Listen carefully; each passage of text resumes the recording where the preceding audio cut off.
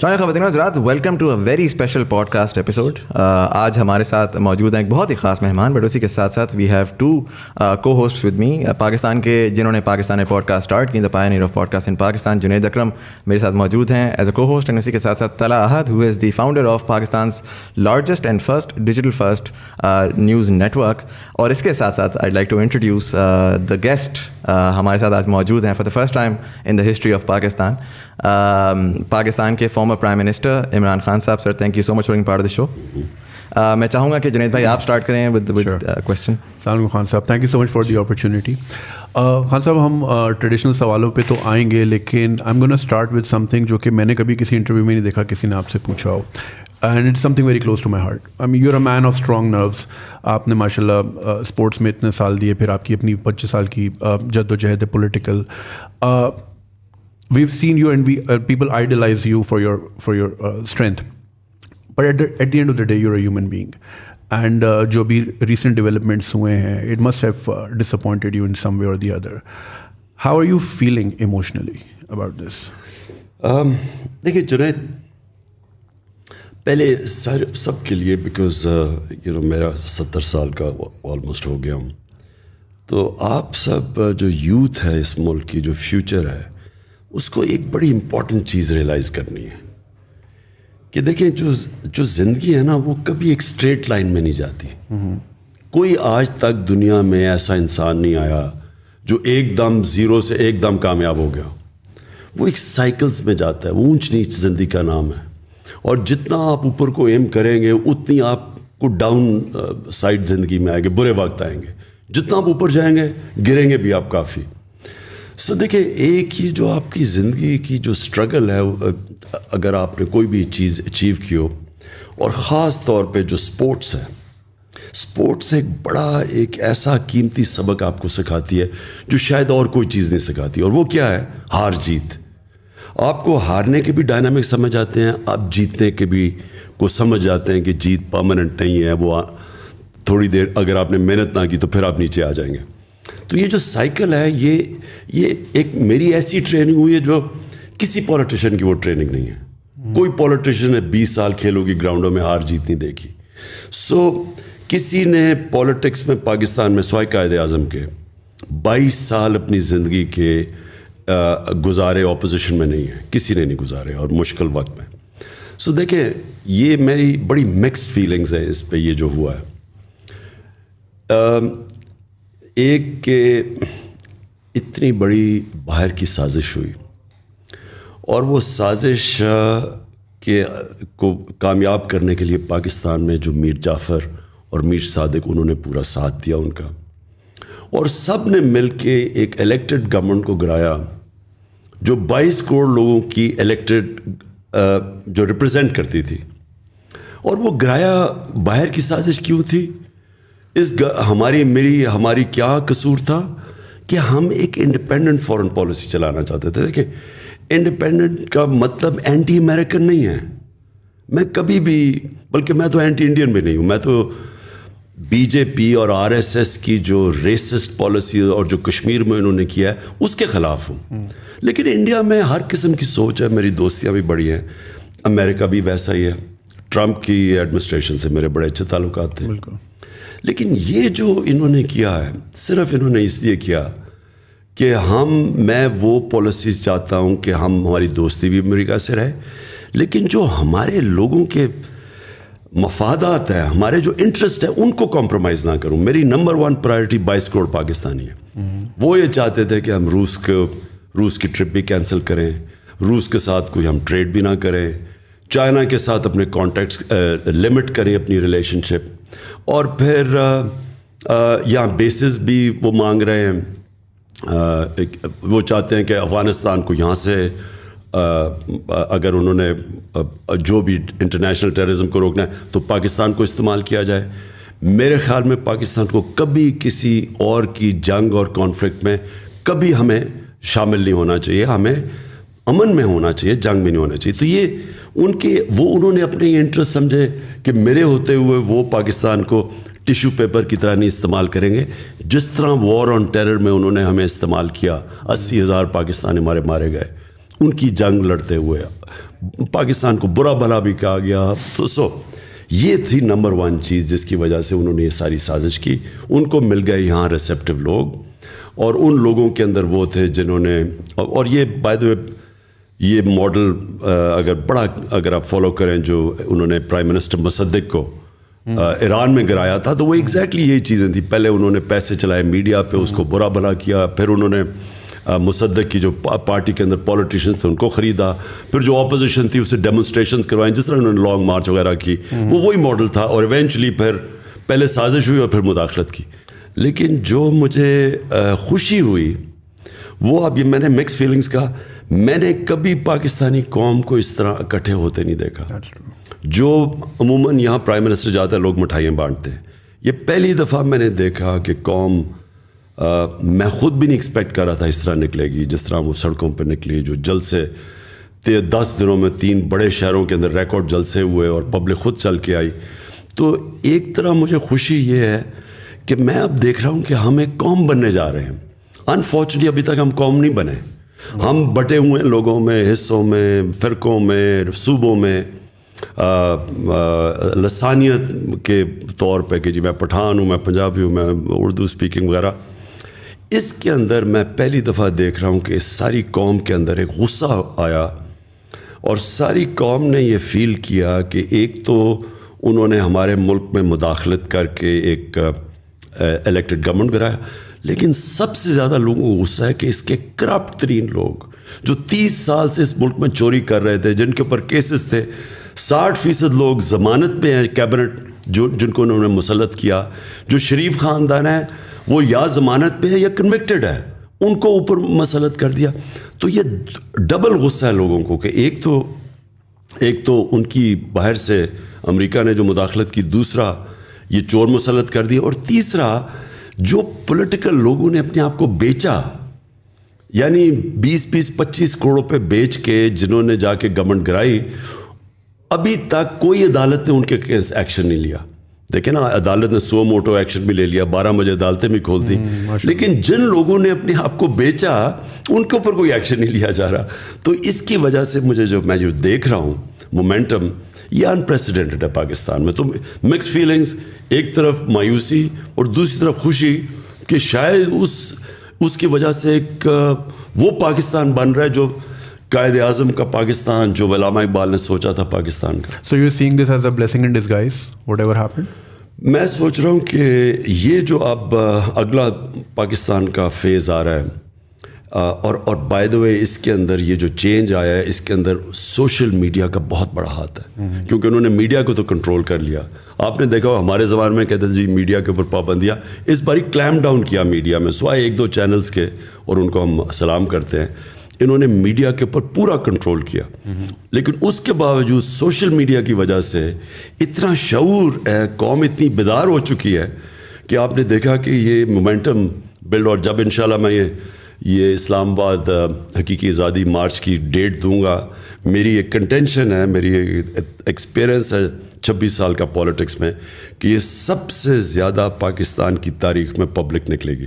So just adding to what Junaid Saab said, how do you feel about JKT and Aleem Khan? شروع میں آپ کے ساتھ بہت کلوزلی انہوں نے سپورٹ کیا ایٹ دیٹ ٹائم جب بالکل پی ٹی آئی ڈیولپ ہو رہی تھی, الیکشنز میں بہت زیادہ آپ کو آنے میں کیا, اور سڈنلی اس موقع کے اوپر they have change the sides, اور ابھی ملاقاتیں بھی ہوئیں. سو وہ ویژولس دیکھ کے وٹ واز یور فیلنگ؟ دیکھیں دونوں کی کنٹریبیوشن بڑی تھی. دونوں آج سے 11 سال پہلے پارٹی کے اندر آئے تھے. پارٹی یاد رکھیں 26 سال سے چل رہی تھی. تو جب پارٹی اٹھی, جب ہمارا مینار پاکستان میں 30 اکتوبر 2011 کو ایک دم ایکسپلوڈ کی پاکستان کی پولیٹکس میں پی ٹی آئی, تو دونوں اس کے بعد جوائن کیا, اور دونوں نے محنت بھی کی.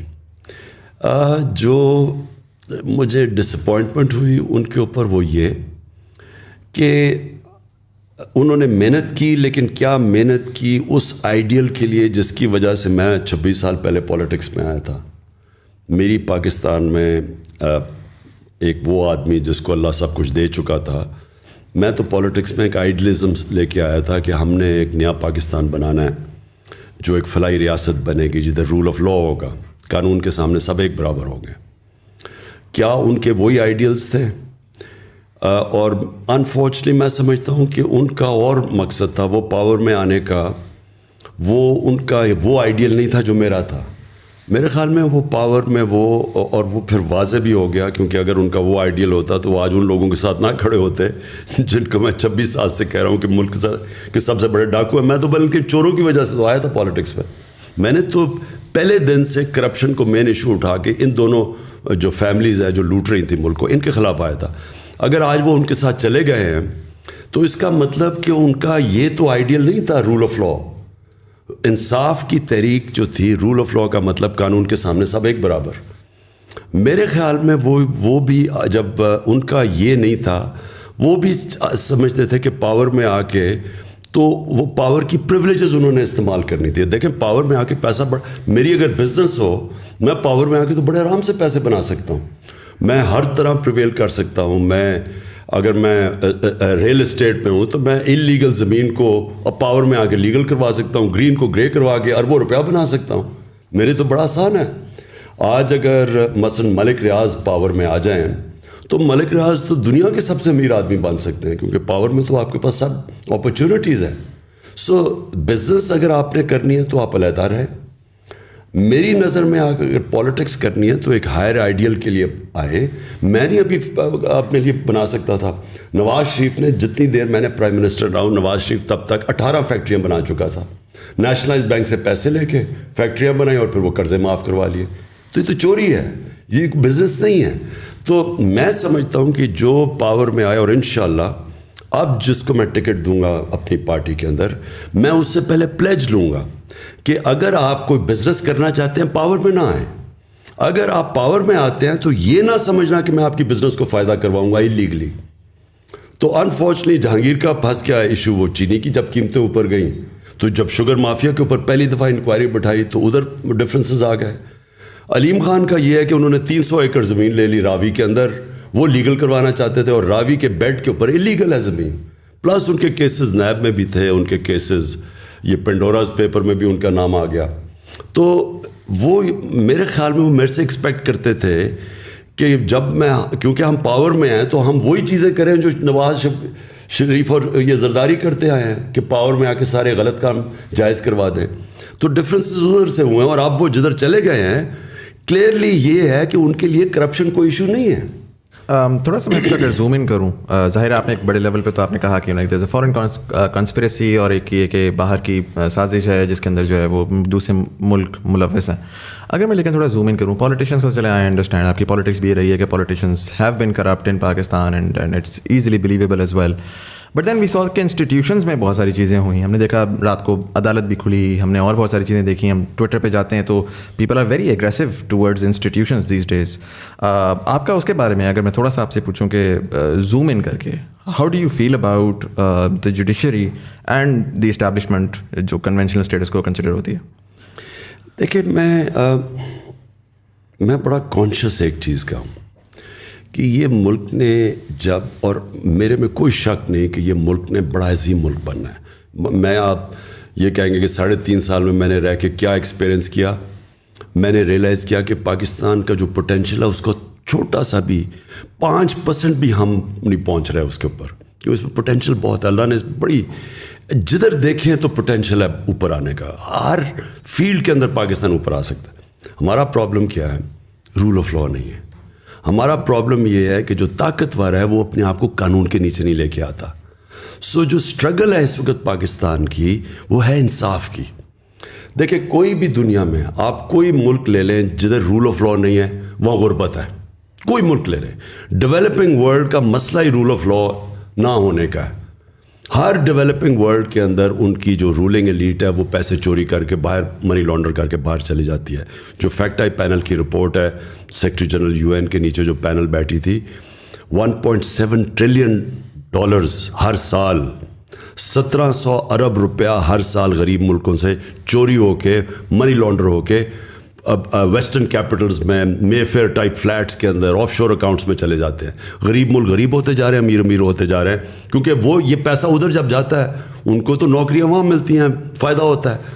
ہمارے ملک جدھر سے چوری ہو رہا ہے پیسہ وہ غریب ہو جاتا ہے. تو پرابلم کیا ہے, ہمارے پاس وہ انصاف کا نظام نہیں ہے جو طاقتور ڈاکو کو پکڑ سکے, وہ صرف کمزوروں کو پکڑتا ہے. اور اس لیے ہمارے نبی صلی اللہ علیہ وسلم نے, اس لیے انہوں نے یہ کہا تھا کہ جب ایک پریویلیج عورت تھی, قریش کی عورت, انہوں نے کہا جی اس کو سزا نہ دیں, تو انہوں نے تب کہا تھا, کیونکہ یہ تو جب قریش کی عورت ہے, اس نے جب چوری کی تھی, انہوں نے کہا کہ قوم تب تباہ ہوتی ہے جب چھوٹے چور کو آپ جیل میں ڈالیں اور طاقتور کو آپ NRO دے دیں, یعنی آپ چھوڑ دیں.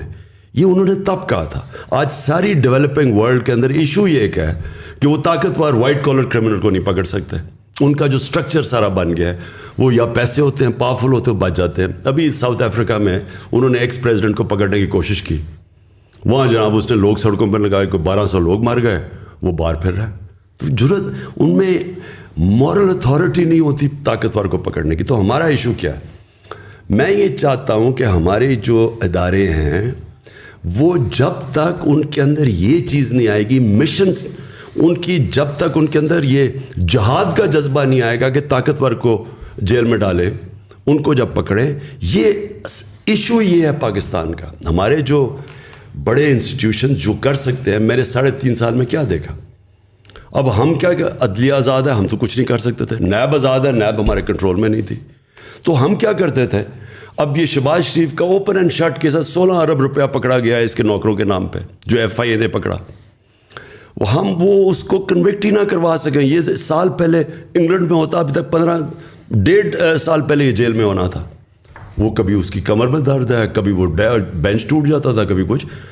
ہمارا جو انصاف کا نظام تھا وہ پکڑتا ہی نہیں تھا اس کو. یہ ساروں کے جو کیس ہیں, ایک میں مزامل کمپلیٹ کر لوں. 95% جو کیسز ہیں نیب کے اندر وہ ہمارے زمانے کے پہلے سے ہیں. اس 3.5 سال میں وہ کنوکٹ نہیں ہو سکے. سو واٹ, یہ آپ کو کیا چیز سامنے آتی ہے؟ سامنے ہی آتی ہے کہ ہمارے اداروں میں کیپیبلٹی نہیں ہے اور ول نہیں ہے پکڑنے کی. اور انفارچونیٹلی ہمارے اداروں کے اندر وہ لوگ بیٹھے ہوئے ہیں جو اس کرپٹ سسٹم سے فائدہ اٹھاتے ہیں. سو ہمیں جو کوشش کرنی چاہیے, دیکھیں کوشش جو کرنی چاہیے کہ ان اداروں کے اندر پبلک کا پریشر آئے. دیکھیں عوام کا, میں صرف ایک پریشر ہے, آج عوام کا پریشر پڑا ہوا ہے. عوام کا پریشر آنا چاہیے ان اداروں کے اوپر کہ آپ نے یہ جو کرمنلز ہمارے اوپر بٹھا دیے ہیں, یہ آپ کی ذمہ داری ہے, اب ان کو پکڑیں. ہم نے شہری تو نہیں پکڑ سکتے نا ان کو. اور سب کو پتہ ہے یہ 30 سال سے چوری کر رہے ہیں پیسہ. میں 26 سال کے ان کے خلاف جہاد کر رہا ہوں, لیکن میں تو نہیں پکڑ سکتا نا. پکڑنا تو عدلیہ نے ہے, نیب نے پکڑنا ہے. ہم نے تو اپنا کام کر دیا تھا FIA میں. اب ان کو ساروں کو NRO 2 مل گیا. پہلے مشرف نے NRO 1 دیا, اب یہ NRO 2 مل گیا ان سب کو. ڈو یو تھنک کہ دیکھیں یہ تو چلیں آئی انڈرسٹینڈ, آپ نے کہا کہ ایک مورل وہ ہوتی ہے, اپنے اندر ایک سوچ ہوتی ہے جس کے تھرو یہ کریں گے. کیا ہم سوچ کے اوپر ریلائی کریں گے؟ Do you think there is a systematic change جو کہ پوٹینشلی آپ لے کر آ سکتے ہیں, جس میں جوڈیشل ریفارمس کی بات ہے یا اگین اسٹرکچرل چینج کی بات ہے, جس کے تحت مطلب کیا آپ ایسا کر سکتے ہیں؟ میں کہتا ہوں فار ایگزامپل پبلک سپورٹ بھی آ جاتی ہے. پبلک سپورٹ اسی طریقے سے آئے گی کہ مے بی ایک ارلی الیکشن کی کال ہو جاتی ہے, اس میں آپ پاور میں بھی آ جاتے ہیں. ازیوم کرتا ہوں کہ آپ پاور میں آ جاتے ہیں, what differently can you do اگر تو آخر میں انصاف کا یہی نظام ہے اور آپ کے پاس کوئی مینڈیٹ ہی نہیں ہے. دیکھیں جب آپ پاور میں آتے ہیں نا اچھی میجورٹی سے, آپ قانون چینج کر سکتے ہیں, آپ قانون وہ بدل سکتے ہیں. ہر جو قانون رکاوٹ بنے ہوئے ہیں ان کو جو بچاتے ہیں, جو میں نے سیکھا 3.5 سال میں کنونسڈ ہوں کہ اگر صحیح معنی میں میجورٹی نہیں ملے گی, میں پاور میں آنا ہی نہیں چاہتا. کیونکہ اس کا مطلب اس باری ہاتھ بندھے ہوئے تھے, ہر جگہ ہم جکڑے پھنس جاتے تھے. ہمارا ادھر سے قانون ہم لے کے آتا تھا, وہ سینٹ میں پھنس جاتا تھا جا کے. اچھا وہاں آتا تھا ہم وہ قانون ہی نہیں بدل سکتے تھے ان کو. اب ہم کرمنل لا ریفارمز ہم لے کے آئے کہ جلدی سسٹم ہو, لیکن وہ ہمارے پاس طاقت نہیں تھی کہ ہم ان کو انفورس کر سکتے. ہم نے سول پروسیجر کوڈ کی کہ 1 سال سے زیادہ زمین کا کیس نہیں چل سکتا, سارے سول 1 سال میں فیصلہ ہوں گے, لیکن وہ ہر جگہ کے اسٹے آرڈر مل جاتا تھا. ریگولیٹرز, میں آپ کو مثال دیتا ہوں کتنی فرسٹریٹنگ تھی. اب ریگولیٹرز ہیں, ریگولیٹر کا مطلب اب یہ مثلا شوگر مافیا ہے, سیمنٹ کے اندر کارٹلز بنے ہوئے ہیں, بڑے بڑے کارٹلز بنے ہوئے ہیں, آئل مارکیٹنگ کمپنیز کے کارٹل ہیں. اور ان کو پروٹیکٹ کون کرتا ہے عوام کو ان کارٹل سے؟ Competition commission. کمپٹیشن کمیشن کا یہ حال تھا کہ 11 سالوں سے ان کے اندر اسٹے آرڈرز پھنسے ہوئے تھے. یعنی جو یہ بڑے کارٹلز تھے انہوں نے اسی کے ہاتھ باندھ دیے تھے کمپٹیشن کمیشن کے, تو وہ جا کے اسٹے آرڈر لے لیتے تھے. 800 اسٹے آرڈرز ہیں, 8 ہم نے ٹاپ ریگولیٹرز کے جن کا کام ہے عوام کی انٹرسٹ کو پروٹیکٹ کرنا. 8 ریگولیٹرز کے اوپر 800 اسٹے آرڈرز تھے. 250 ارب روپیہ پھنسا ہوا تھا ادھر, وہ فیصلے نہیں ہوتے تھے. تو یہ شوگر مافیا کے ہم نے جب انکوائری کی ان کے اوپر, وہ سارے جا کے انہوں نے وہ پھنسے ہوئے ہیں, وہ عدالتوں میں کیس چل رہے ہیں. سو ہمیں جب تک آپ کے پاس پاور نہ ہو, آتے ساتھ ہی لیجسلیشن کریں, ٹائم لمٹ کریں, ان کو فورس کریں. اور پاور سے جب آپ کو یہ فکر نہیں ہوتی کہ آپ کی گورنمنٹ کو کوئی ٹاپل کر دے گا, جب پاور سے آتے ہیں تب آپ یہ ساری چیزیں کر سکتے ہیں. سو اس لیے میں نے یہ آپ کو کہا کہ انشاءاللہ اگر باری ملی تو پاور سے ملے تاکہ ہم یہ ساری چیزیں بڑے بڑے کارٹلز مافیاز کو ٹیک آن کر سکیں. اچھا خان صاحب, آپ نے obviously you have an I for talent. آپ کو پتہ ہے وسیم اکرم کو کب اوور دینا ہے, 1 ڈاؤن پہ کس کو بھیجنا ہے. سو آپ کے اندر ایک ہی چیز ہے, اوبیسلی وہ لیپس ہوا جب اب جے کے ٹی صاحب اور علیم خان صاحب, آپ کے پاس ٹائم بھی کافی تھا to scrutinise, but obviously human error is available, ہو جاتا ہے. اگر ابھی آپ ارلی الیکشن میں جاتے ہیں, so do you think you have enough time 3 مہینے میں کہ آپ اس طرح کے سچے اور کھرے لوگ بھی ڈھونڈ پائیں اور آپ کو پھر الیکٹیبلس کی طرف نہ جانا پڑے, کیونکہ پھر اس کے بعد آپ دوبارہ پھر ویسے ہی بلیک میل ہوں گے جس طرح ابھی اس بار ہوا. تو ڈو یو تھنک 3 مہینے کا time is enough to find those candidates اور پھر ان سے پلیج لینا یا ان کی اسکروٹنائز کرنا؟ دیکھیں, جو میں پھر سے کہتا ہوں, جو 3.5 سال آئی میری زندگی کا سب سے مشکل سال تھے, لیکن ان میں سب سے زیادہ میں نے زندگی میں سیکھا گورنمنٹ کی ورکنگ کیا ہے, بیوروکریسی میں پازیٹیو نیگیٹیوز کیا ہیں, کیا ہمارا جو سب سے بڑا پرابلم ہے کہ کی منسٹریز کے اندر ہمارے پاس ایکسپرٹس نہیں ہیں, اور ایکسپرٹس جب تک آپ پہلے نہ لے کے آئے ہیں, جو سسٹم ایسا بنا ہوا ہے, ہم نے جب کوشش بھی کی کئی ایکسپرٹس لانے کی, وہ ایک پورا مافیا بیٹھا ہوا تھا اندر کی منسٹریز میں جو ان کو اندر ہی نہیں گھسنے دیتا تھا, وہ چھوڑ کے چلے جاتے تھے. پھر نیب کے پرابلمز ہو گئے, نیب کے اندر کئی انہوں نے ایسے کیسز کیا کہ وہ جو باہر سے اب جب اسپیشلسٹ لانا چاہتے تھے وہ ڈر کے ہی نہیں آتے تھے, کیونکہ نیب کے کیسز وہ بھی عجیب, وہ بھی ایک اور پرابلم تھا. وہ یہ ساری چیزوں کی ہم نے اب دیکھا, تو ہمیں باہر سے کئی ایریاز میں کی منسٹریز میں ایکسپرٹس ابھی سے ہی ہم وہ ان کو ڈھونڈ رہے ہیں کہ ہم جب آئیں تو ہمارے پاس ایکسپرٹس ہو. ہمارے پاس وہ ایکسپرٹیز نہیں ہے. آئی ٹی جو ہے اب یہ کتنی بڑی چیز ہے, یہ اس کے اندر یعنی ہندوستان کی 140 ارب کی ایکسپورٹس ہیں, اور انہوں نے 1 ارب سے شروع ہوئے تھے 20 سال پہلے, آج 140 ہے. ہمارا ذرا ہم نے آ کے پہلی 75% انکریز ہماری آئی ٹی ایکسپورٹس کے ہوئی ہیں ہمارے 2 سالوں میں, صرف ہم نے ریگولیشن. لیکن اس کے لیے بھی آپ کو ایکسپرٹس چاہیے. دنیا پاکستانی سلیکن ویلی میں ایسے پاکستانی ہیں جن سے ہماری بات چیت چل رہی ہے. سو دیرفور کئی منسٹریز میں آپ کو پروفیشنلز اور ایکسپرٹس باہر سے لانے پڑیں گے, اندر ایگزسٹ نہیں کرتے, نمبر 1. نمبر 2, اپنے اندر وہ لوگوں کو ہم ابھی سے سوچ رہے ہیں ٹکٹ, جو لوگوں کی کمٹمنٹ ہی نہیں ہے, صرف پاور میں آتا ہی صرف ذاتی مفادات کے لیے ہیں, ان کو تو ہم صفایا کریں گے. اب تو چاہے ہار بھی جائیں الیکشن, ان کو تو ہم نے ٹکٹس نہیں دینے. ٹکٹس دیں گے وہ لوگ جو کہ کمیٹڈ ہیں, جن کی کوئی آئیڈیلزم ہے, کم از کم کور ہمارے پاس ہو جو آئیڈیلسٹک ہے. وہ ہم نے ابھی بھی فیصلہ کیا کہ ہم نے ٹکٹس ان لوگوں کو دینے. اور سب سے بڑی بات یہ دیکھیں, جب آپ کے پاس, اور جو ہم نے چیزیں سیکھ لی ہیں پارلیمنٹری ڈیموکریسی میں, اگر آپ کے پاس میجورٹی نہیں ہے, صحیح میجورٹی, اور آپ آرام سے پارلیمنٹ کو نہیں چلا سکتے اور گورن نہیں کر سکتے, آپ کبھی بھی ریفارمز نہیں کر سکتے. جو ہمارے پاس ایک کولیشن گورنمنٹ اور تھوڑی سی اکثریت سے تھی, اس کا سب سے بڑا پرابلم یہ تھا کہ ہم ہر وقت ونربل تھے کہ گورنمنٹ چلے گی یا نہیں. ہر بجٹ کے اوپر ہمیں مصیبت پڑ جاتی تھی کہ جی نمبر پورے ہوں گے یا نہیں ہوں گے. ہمارا سسٹم ایسا بنا ہوا ہے سینٹ کے الیکشنز کا کہ وہاں پیسے چلتے ہیں. ہاں, یہ جو الیکشن کمیشن بیٹھا ہوا ہے, سپریم کورٹ میں ہم گئے, اس نے موقع دیا سپریم کورٹ نے کہ سینٹ کے ووٹ کو ویریفائبل کر دو تاکہ یہ پیسہ نہ چلے. پتہ تو چلے کہ ووٹ, کیونکہ سیکرٹ بیلٹ ہے اس میں بک جاتے ہیں لوگ, وہ الیکشن کمیشن ریجیکٹ کر دیا. یوسف رضا گیلانی کا بیٹا پیسے دیتے ہوئے پکڑا گیا, اس نے اس کو چھوڑ دیا. تو ہمارا جو سسٹم بن چکا ہے نا, وہ سسٹم ہی کا انکریج کرتا ہے کرپشن. یہ سب چیز ختم ہوگی جب آپ کے پاس اکثریت ہو, بھاری اکثریت ہو. خان صاحب, دوسرا آپ کو کیا لگتا ہے کہ اسٹیبلشمنٹ کے ساتھ واٹ وینٹ رانگ, مطلب پورا بیانیہ جو پچھلے 3-4 سال میں ہم لوگ سن رہے تھے کہ پہلی دفعہ فوج اور حکومت ایک پیج کے اوپر ہے, اور پچھلے 3-4 مہینے تک بھی یہی والی چیز تھی. سو اچانک آپ کے خیال سے کوئی ایسا ایونٹ ہوا ہے جس کی وجہ سے چیزیں فلپ ہوئی ہیں؟ آپ کو پرسنلی کیا لگتا ہے؟ دیکھیں, ایک چیز کہا جاتا ہے کہ جی وہ جنرل فیض کے اوپر سارا کچھ کوئی بدمزگی ہوئی ہے. میں پہلے کلیئر کر دوں, یہ اور وہ سارا کہ جی آرمی چیف بنانا چاہتا ہے عمران خان جنرل فیض کو, یہ ادھر سے شروع ہوا. دیکھیں, یہ جو آرمی چیف نواز شریف اپنا بنانا چاہتا تھا اور اس نے بنائے بھی, اور پھر آپ کو سب کو پتہ ہے کہ کیا ہوا, اس نے آرمی چیف سیک بھی کیا, اس نے پھر وہ جنرل مشرف کا, وہ جنرل ضیاء کا, اس نے اس کو اپوائنٹ کر دیا, پھر وہ کو ہو گیا. یعنی یہ جنرل پہلے نواز شریف کا مسئلہ کیا تھا, کیوں وہ سارا وقت اس کی آرمی چیف سے لڑائی رہتی تھی؟ کیونکہ وہ آرمی کو کنٹرول کرنا چاہتا تھا, وہ آرمی کو پنجاب پولیس بنانا چاہتا تھا. وہ کیوں بنانا چاہتا تھا؟ کیونکہ اس نے سارے پاکستان کے اداروں کو کنٹرول کر لیا تھا. سارے پاکستان کے جو ادارے جو اس کو چیک کر سکتے تھے, FBI تھی, نیب تھی, یہ سب اس کے کنٹرول میں تھے. عدلیہ کو بھی وہ کنٹرول کر کے بیٹھا ہوا تھا. جب ایک چیف جسٹس اس کے کنٹرول میں نہیں تھا تو ڈنڈوں سے اس نے سپریم کورٹ کے اوپر حملہ کیا تھا, جسٹس سجاد علی شاہ کے, اور پھر پیسے دیتا تھا ججز کو. جو کوئٹہ بینچ کو پیسہ چلا, وہ سارا جسٹس سجاد علی شاہ نے اپنی کتاب میں لکھا ہوا ہے کہ کیسے وہ جا کے رفیق تارڑ اور شہباز شریف نے جا کے جج خریدے کوئٹہ کے اندر.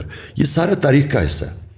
اس کا پرابلم کیا ہوتا تھا کہ فوج ایک ادارہ تھا جس کو وہ کنٹرول نہیں کر سکتا تھا, تو اس کی کوشش ہوتی تھی اپنا آرمی چیف بٹھانے کی, کیونکہ اس کا ڈر یہ ہوتا تھا کہ وہ ایک کمپلیٹ پاور چاہتا تھا. اور دوسرا, وہ جو چوری کر رہا تھا پاکستان کا پیسہ, منی لانڈر کر کے باہر بھیجتا تھا, وہ فوج کو پہلے پتہ چل جاتا تھا, کیونکہ ISI کے پاس ساری رپورٹ آ جاتی تھی. تو اس سے وہ ونربل فیل کرتا تھا, اس لیے کنٹرول کرتا تھا. میرا کبھی نہ فوج سے کوئی ایشو ہوا ہے, کیونکہ میں نے نہ کبھی مداخلت کی ہے, نہ میں نے کبھی سوچا کہ میں کبھی اپنا آرمی چیف لے کے آؤں. یہ میرا ہمیشہ فوج کا کہ میں یہ سمجھتا تھا کہ فوج کے ادارے کو مضبوط ہونا چاہیے. میں چاہتا تھا کہ پولیس کا ادارہ مضبوط ہو, میں جوڈیشری کے ادارے کو مضبوط چاہتا ہوں. میں نے کبھی جوڈیشری میں کوئی مداخلت نہیں کی. میں نے پولیس سے کبھی کسی پولیس جتنے بھی IGs آئے ہیں پنجاب کے, KP کے, ہمارے نیچے, کسی سے پوچھے, ایک کو میں نے نہیں کہا انتقامی کارروائی کرو, جھوٹے پیپرز بناؤ. سندھ کے اندر سب کے اوپر جھوٹی FIRs ہے. ابھی انہوں نے ہمارے اوپر جھوٹی FIR پھر بنا دی ہے, پہلے انہوں نے بنائی تھی. مجھے ایک آدمی بتائیں جس کے اوپر ہم نے کوئی جھوٹی FIR اپنے زمانے, کیونکہ جب آپ پولیس سے غلط کام کرواتے ہیں وہ اپنے بھی کرتی ہے. بیوروکریسی کے کبھی کوئی مجھے کہے کہ میں نے بیوروکریٹ کو کہا کہ تم غلط کام کرو, کیونکہ ملک چلتے ہیں مضبوط اداروں پہ. لہٰذا میرے کبھی بھی خیال نہیں تھا کہ میں فوج کے اندر انٹرفیئر کروں. میرا صرف ایک ایشو تھا, مجھے یہ پتہ چل گیا تھا ایک کہ یہ افغانستان کے اندر, میں پچھلی گرمیوں کی بات کر رہا ہوں, کہ افغانستان میں پاسبلٹی سول وار کی. مجھے ڈر یہ لگا ہوا تھا کہ اگر, کیونکہ افغان اور طالبان کی جب امریکن جائیں گے وہاں سول وار ہوگی, اس کا فال آؤٹ آنا تھا پاکستان کے اوپر. فال آؤٹ پھر بھی آیا, ہمارے کئی فوجی پتہ نہیں کتنے شہید ہوئے ہیں جب سے جو آزاد ہوا افغانستان. تو میں چاہتا تھا کہ اس وقت جو ہمارے ISI کا چیف تھا وہ 5 سال سے تھا, میں چاہتا تھا کہ یہ سردیوں میں جو سب سے ہمارا مشکل ٹائم ہے اس کو ہونا چاہیے. سیکنڈلی مجھے پتہ چل گیا تھا یہ پوری انٹریگ کر رہے ہیں نون لیگ والے, اور یہ ان کی پوری کوشش تھی یہ ساری سردیوں میں یہ جو انہوں نے کیا ہے. یہ پچھلی مجھے جولائی سے پتہ چلنا شروع ہو گیا تھا کہ انہوں نے پورا پلان بنایا ہوا گورنمنٹ کرانے کا. تو میں نہیں چاہتا تھا کہ ہمارا جو انٹیلیجنس چیف چینج ہو جب تک کہ سردیاں نہ نکل. میں نے تو اپنی کیبنٹ میں تو یہ اوپنلی کہا تھا, یہ چھپی بات نہیں ہے. میں اوپنلی یہ کہہ رہا تھا کہ جب مشکل وقت ہے تو آپ اپنا مین جو آپ کا انٹیلیجنس چیف ہے اس کو چینج نہیں کرتے, کیونکہ اسی وہ آئیز اور ایئرز ہے گورنمنٹ کی. تو یہاں یہ چلا گیا, یہ تاثر یہ دیا جا رہا ہے کہ میں وہ اس لیے اسے رکھ رہا تھا, میں جنرل فیض کو آرمی چیف بنانا چاہتا تھا. میں نے آج تک, مجھے یہ قوم جانتی ہے 40 سال سے, جب میں کرکٹ کیپٹن تھا, کرکٹ کیپٹن سے پہلے بھی جانتے. آج اگر کوئی مجھے یہ کہہ دے کہ عمران خان نے کبھی میرٹ کے خلاف کچھ کیا, میں 10 سال کرکٹ کیپٹن تھا, سب کو پتہ ہے کہ میرے زمانے میں کبھی میرٹ وائلیٹ نہیں ہوئی. میں نے شوکت خانم بنایا, آج پاکستان کی پریمیئر انسٹیٹیوشن ان ٹرمز کے انٹرنیشنلی ریکگنائزڈ ہے. جوائنٹ کمیشن انٹرنیشنل دونوں ہاسپٹلس کو انہوں نے سرٹیفائی کیا ہوا ہے, وچ مینس 4 پاکستان میں ہاسپٹل جن کو انٹرنیشنل سرٹیفکیشن ہے. آج مجھے بتایا کہ کبھی شوکت خانم کے اندر سوائے میرٹ کے کچھ میں نے کیا ہو. نمل یونیورسٹی میں نے بنائی, اس کے اندر سارا میرٹ ہے, کوئی میرے رشتہ دار ان کو نہیں لے کے آیا, میرٹ پہ جو آتا ہے. میں نے کبھی, میں یہ سوچ بھی نہیں سکتا کہ آرمی چیف کے اوپر سوائے میرٹ کے میں کوئی اور فیصلہ کروں. میرا تو کوئی انٹرسٹ ہی نہیں ہے, مجھے تو کوئی اپنی کرپشن نہیں چھپانی, مجھے تو کسی سے کوئی خوف نہیں ہے. میں تو چاہوں گا کہ میری فوج کا ادارہ مضبوط ہو. تو یہ پھر پھیلایا گیا کہ عمران خان اپنا آرمی چیف لانا چاہتا ہے اور جنرل فیاض, یہ بعد میں ساری چیزیں کہیں گئی ہیں. میرے ذہن میں یہ کبھی نہیں تھا. لیکن آپ کو لگتا ہے کہ اس کے علاوہ بھی کوئی بات ہوئی ہے جو ابھی تک پبلکلی نہیں آئی؟ مطلب بہت سے لوگ کہتے ہیں کہ جی پی ٹی آئی گورنمنٹ جو تھی وہ فورن پالیسی کنٹرول کر رہی تھی, وہ یہاں سے نہیں ہونی چاہیے, وہ وہاں سے ہونی چاہیے. دیکھیں, میں نے تو جب سے آج سے چھوڑے 26 سال پہلے جب میں پولیٹکس شروع کی ہے, تو میں نے تو کبھی اپنی جو میری اسٹیٹڈ ایم تھا فورن پالیسی کا, اس سے کبھی میں پیچھے نہیں ہٹا. میرا ہمیشہ یہ تھا کہ پاکستان ایک خوددار قوم ہے, لا الہ الا اللہ کا اس کا نعرہ ہے, یہ کبھی اس کو کسی قوم کے سامنے جھکنا اور غلامی نہیں کرنی چاہیے. آپ میرے 26 سال پہلے ساری اسٹیٹمنٹس پڑھ لیں. میں نے 26 سال پہلے کہا تھا کہ میں نہ کبھی کسی کے سامنے جھکا ہوں, نہ کبھی قوم کو جھکنے. 26 سال سے میں ایک ہی چیز کہہ رہا تھا. میں نے وار آن ٹیرر کو سارا وقت اپوز کیا, کیونکہ ہم کسی کی جنگ لڑ رہے تھے. میں اکیلا آدمی تھا جو ساری جگہ اس کے خلاف. امریکہ میں جا کے میں نے کہا, ایشین سوسائٹی میں جو امریکہ کیا, اس کے اندر تھنک ٹینکس میں میں نے جا کے ایک ہی بات کی کہ یہ پاکستان کی جنگ نہیں تھی, ہم نے اپنی قربانی دی ہے. ہمیں امریکہ کی جنگ کے اندر ہم نے اپنے ملک کو قربان کیا ہے, لوگوں کو 80,000 اپنے لوگ قربان کیے. ملک کے کوئی نہیں بات کرتا قبائلی علاقہ کے لوگوں سے کیا گزرا ہے, سارا قبائلی علاقہ ہم نے ڈیوسٹیٹ کیا. تو میں ہمیشہ چاہتا تھا کہ پاکستان ایک آزاد ملک ہو, خوددار ملک ہو, اس کی فورن پالیسی آزاد ہو, ہم IMF کے غلام نہ بنیں, اور یہ کبھی چینج نہیں ہوا. تو میں نے تو جو اپنی فورن پالیسی تھی اسی کے مطابق رکھی. ہمارا انٹرسٹ کیا ہے؟ چائنا ایمرجنگ دنیا کی اکنامک اسٹرینتھ ہے, ہمیں چائنا کے ساتھ ہمیشہ اچھے تعلقات, ہمارا نیبر بھی ہے, ہمارے ٹریڈیشنل تعلقات ہیں. ادھر سے پش بیک یہ آتی تھی کہ تم کٹیل کرو کہ چائنا سے زیادہ, کیونکہ امریکہ اور وہ بلاکس میں جا رہے تھے. ہم نے کہا ہم دونوں سے دوستی رکھیں گے, اور ہم نے کبھی اینٹی امریکن میری پالیسی تھی. اور دوسری چیز یہ جو رشیا کا ٹرپ, ہمارے لیے رشیا سے, اگر ہندوستان رشیا سے سستا تیل خرید سکتا ہے تو ہم کیوں نہیں خرید؟ ہندوستان کو ان کو اسٹریٹجک ایلائی ہے, ان کوڈ کا حصہ ہے. ہمیں تو وہ 3 میں نہ 13 میں ہمیں حکم دے رہے ہیں کہ ان سے نہ 30% کم پہ تیل مل رہا تھا, 30% کم پہ 20 لاکھ ٹن گندم ہم نے خریدنی تھی, وہ ہمیں سستی مل رہی تھی. تو میرا تو انٹرسٹ اپنے لوگ ہیں. اور پھر بیسس پاکستان میں بالکل بلیو نہیں کرتا, کیونکہ ہم ایک دم ملوث ہو جاتے ہیں کسی کی جنگ میں. سو دیئرفور میری فورن پالیسی ہمیشہ کلیئر تھی. اگر اور لوگوں کو یہ چیز پسند نہیں تھی تو میں نہیں جانتا, لیکن میں پرائم منسٹر تھا, میں چیف ایگزیکٹو ہوں, میرا پروڈکٹیو ہے فورن پالیسی, اور یہ میری فورن پالیسی تھی. تھوڑا سا کانورزیشن کو میں سوئچ کروں گا. آپ نے پہلے اس میں ظاہر ذکر کیا ایک overall things that you are seeing, اس میں یہ بات آتی ہے کہ نظام کرپٹ ہے. It's not just these individuals but, اور پہلے بھی میں آپ کا سنتا رہا ہوں, تو سوسائٹی ہماری انفارچونیٹلی مورلی بھی کرپٹ ہو چکی ہے, اور بہت سارے اس میں مسائل ہیں. تو نظام بار بار نظر آتا ہے. اگر میں آپ سے پوچھوں اگین, اگر میں اس پرٹیکولر انسیڈنٹ کو اٹھاؤں, تو ہم دیکھتے ہیں کہ پارلیمنٹری سسٹم جو ہے وہ بڑے آرام سے کنٹرول ہو سکتا ہے. سسٹم ہی ایسا ہے جس کے اندر, اس میں ایک تو 2 مسئلے مجھے نظر آتے ہیں. پہلا تو یہ ہے کہ اگر میں آپ کی پارٹی کی بات کروں تو at this point in time if I were to look at it, I think 95% of the people are voting for you, they not voting for the individual standing in the constituency. And so وہ آپ کے نام پہ vote کر کے آتے ہیں, اور پھر آخر میں آ کے وہ they go towards some other party and essentially. So do you think کہ ابھی جو آپ کو ایک پبلک سپورٹ اور پبلک سینٹیمنٹ ملی ہوئی ہے, اس میں آپ صرف الیکشنز کے لیے ہی کریں گے, یا آپ کو لگتا ہے کہ شاید پاکستان کو ایک ڈفرینٹ نظام کی ضرورت ہے؟ پریزیڈینشیل سسٹم کی ملٹیپل ٹائمز بات ہوئی.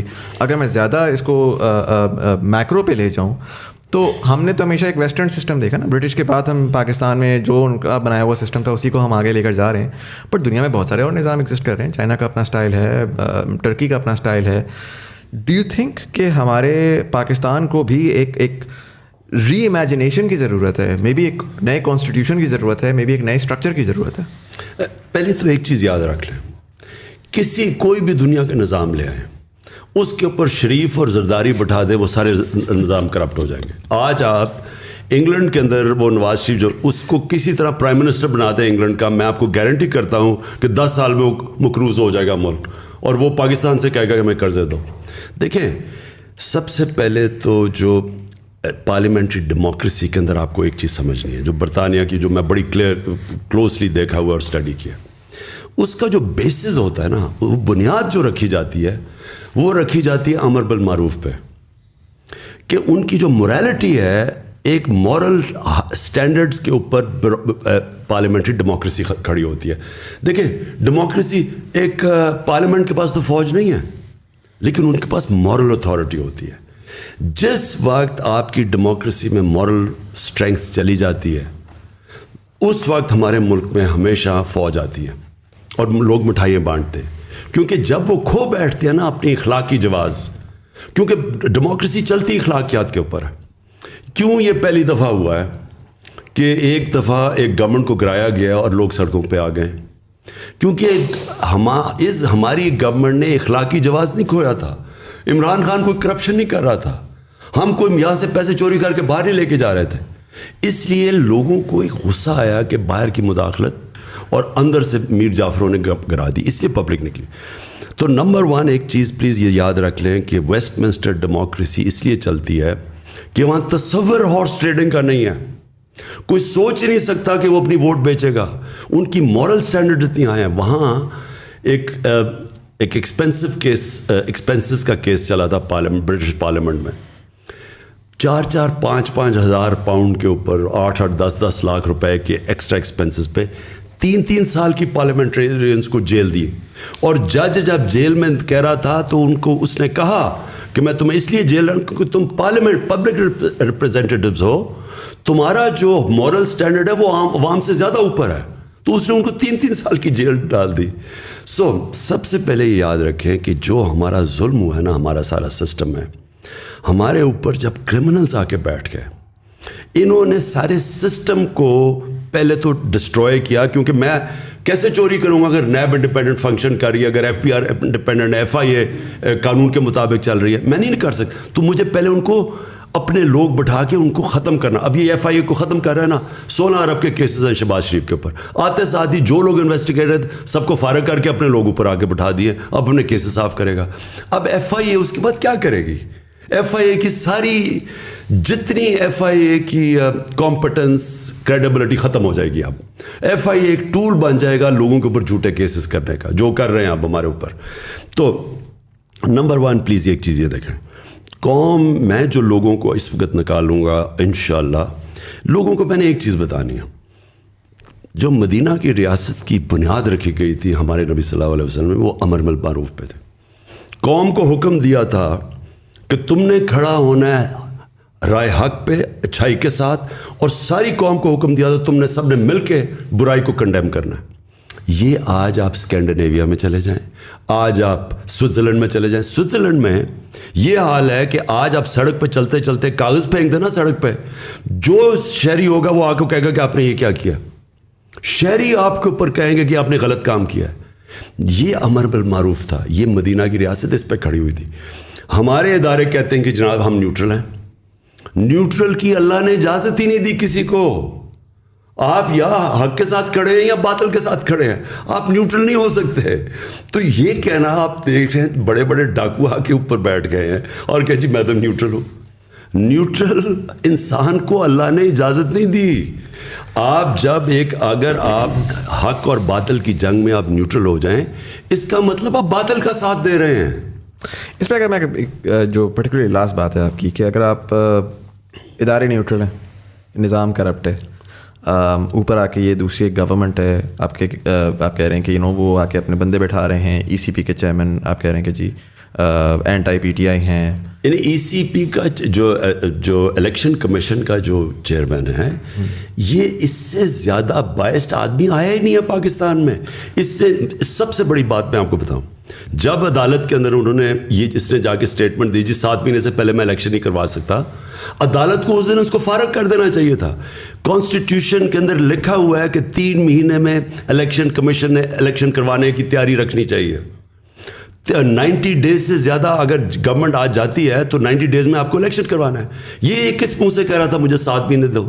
اس کا مطلب کہ کمپٹنٹ, اس کو اس دن سیک کر دینا چاہیے تھا. اس نے اس لیے کیا کیونکہ اس نے یہ گورنمنٹ کا موقف جو تھا شہباز شریف وغیرہ کا کہ جناب ابھی الیکشن نہیں ہونے چاہیے, تو اس نے ان کا ساتھ دیا ہے. نہیں بٹ سو مائی کوشچن ہے کہ میں کہتا ہوں ٹھیک ہے ECP یا الیکشن کمیشن کے چیئرمین جو ہیں وہ بھی بائسڈ ہیں, آپ کے جو ہیں وہ ادارے بھی نیوٹرل ہیں, پبلک سپورٹ ہے undoubtedly, and we've seen that in جلساز throughout Pakistan as well, and social media کے پہ بڑا ایویڈنٹ ہے. What makes you so sure کہ آنے والی الیکشن جو ہے وہ آپ you even have a fighting chance then, because lot of your supporters are just like کہ یار فائدہ ہی نہیں ہے, یہ تو ٹائمز آیا ہے, یہ تو ٹھیک ہے ہم ساری اپنی نوائز نکال لیں گے, لیکن at the end of the day جب پورا نظام اگر کرپٹ ہے تو what's is it even worth fighting for? نظام میں انسان بیٹھے ہوئے ہیں, وہ سارے انسانوں کے گھروں میں بیوی بچے ہیں, وہ سارا اس وقت جو بیوی بچے ہیں وہ سارے کھڑے ہو گئے ہمارے ساتھ آ کے.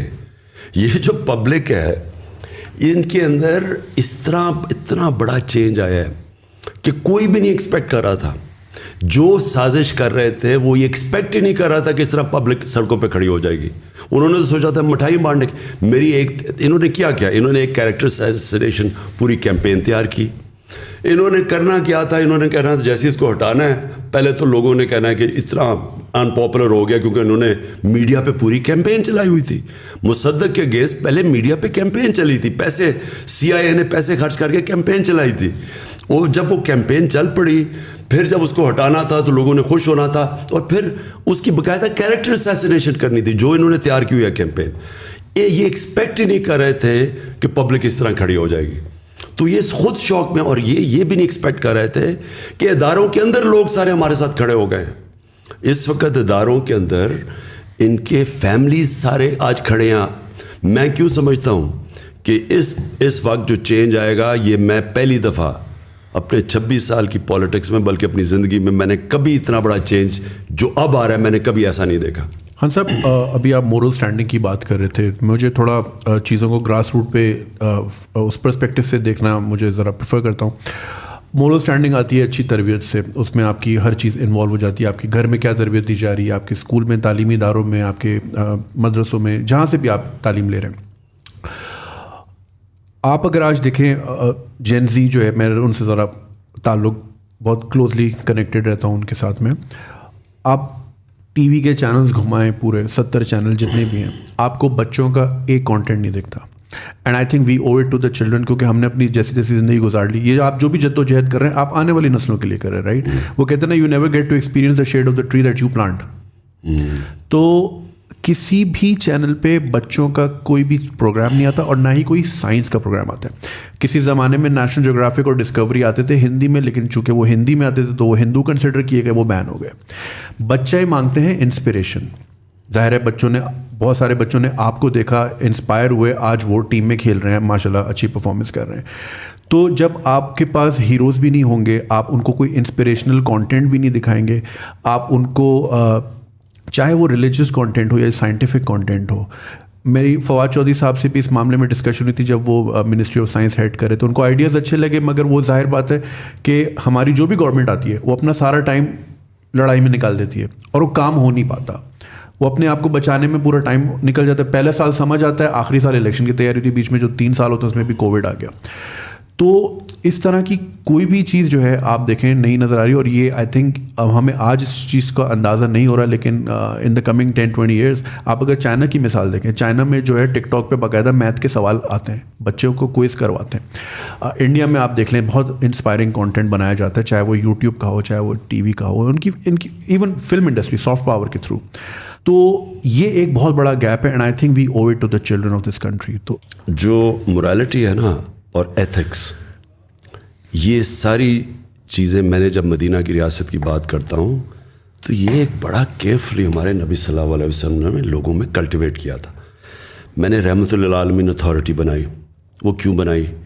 اس کا صرف ایک مقصد تھا کہ لوگوں کو سیرت نبی سے ان کی ایتھکس امپروو کریں.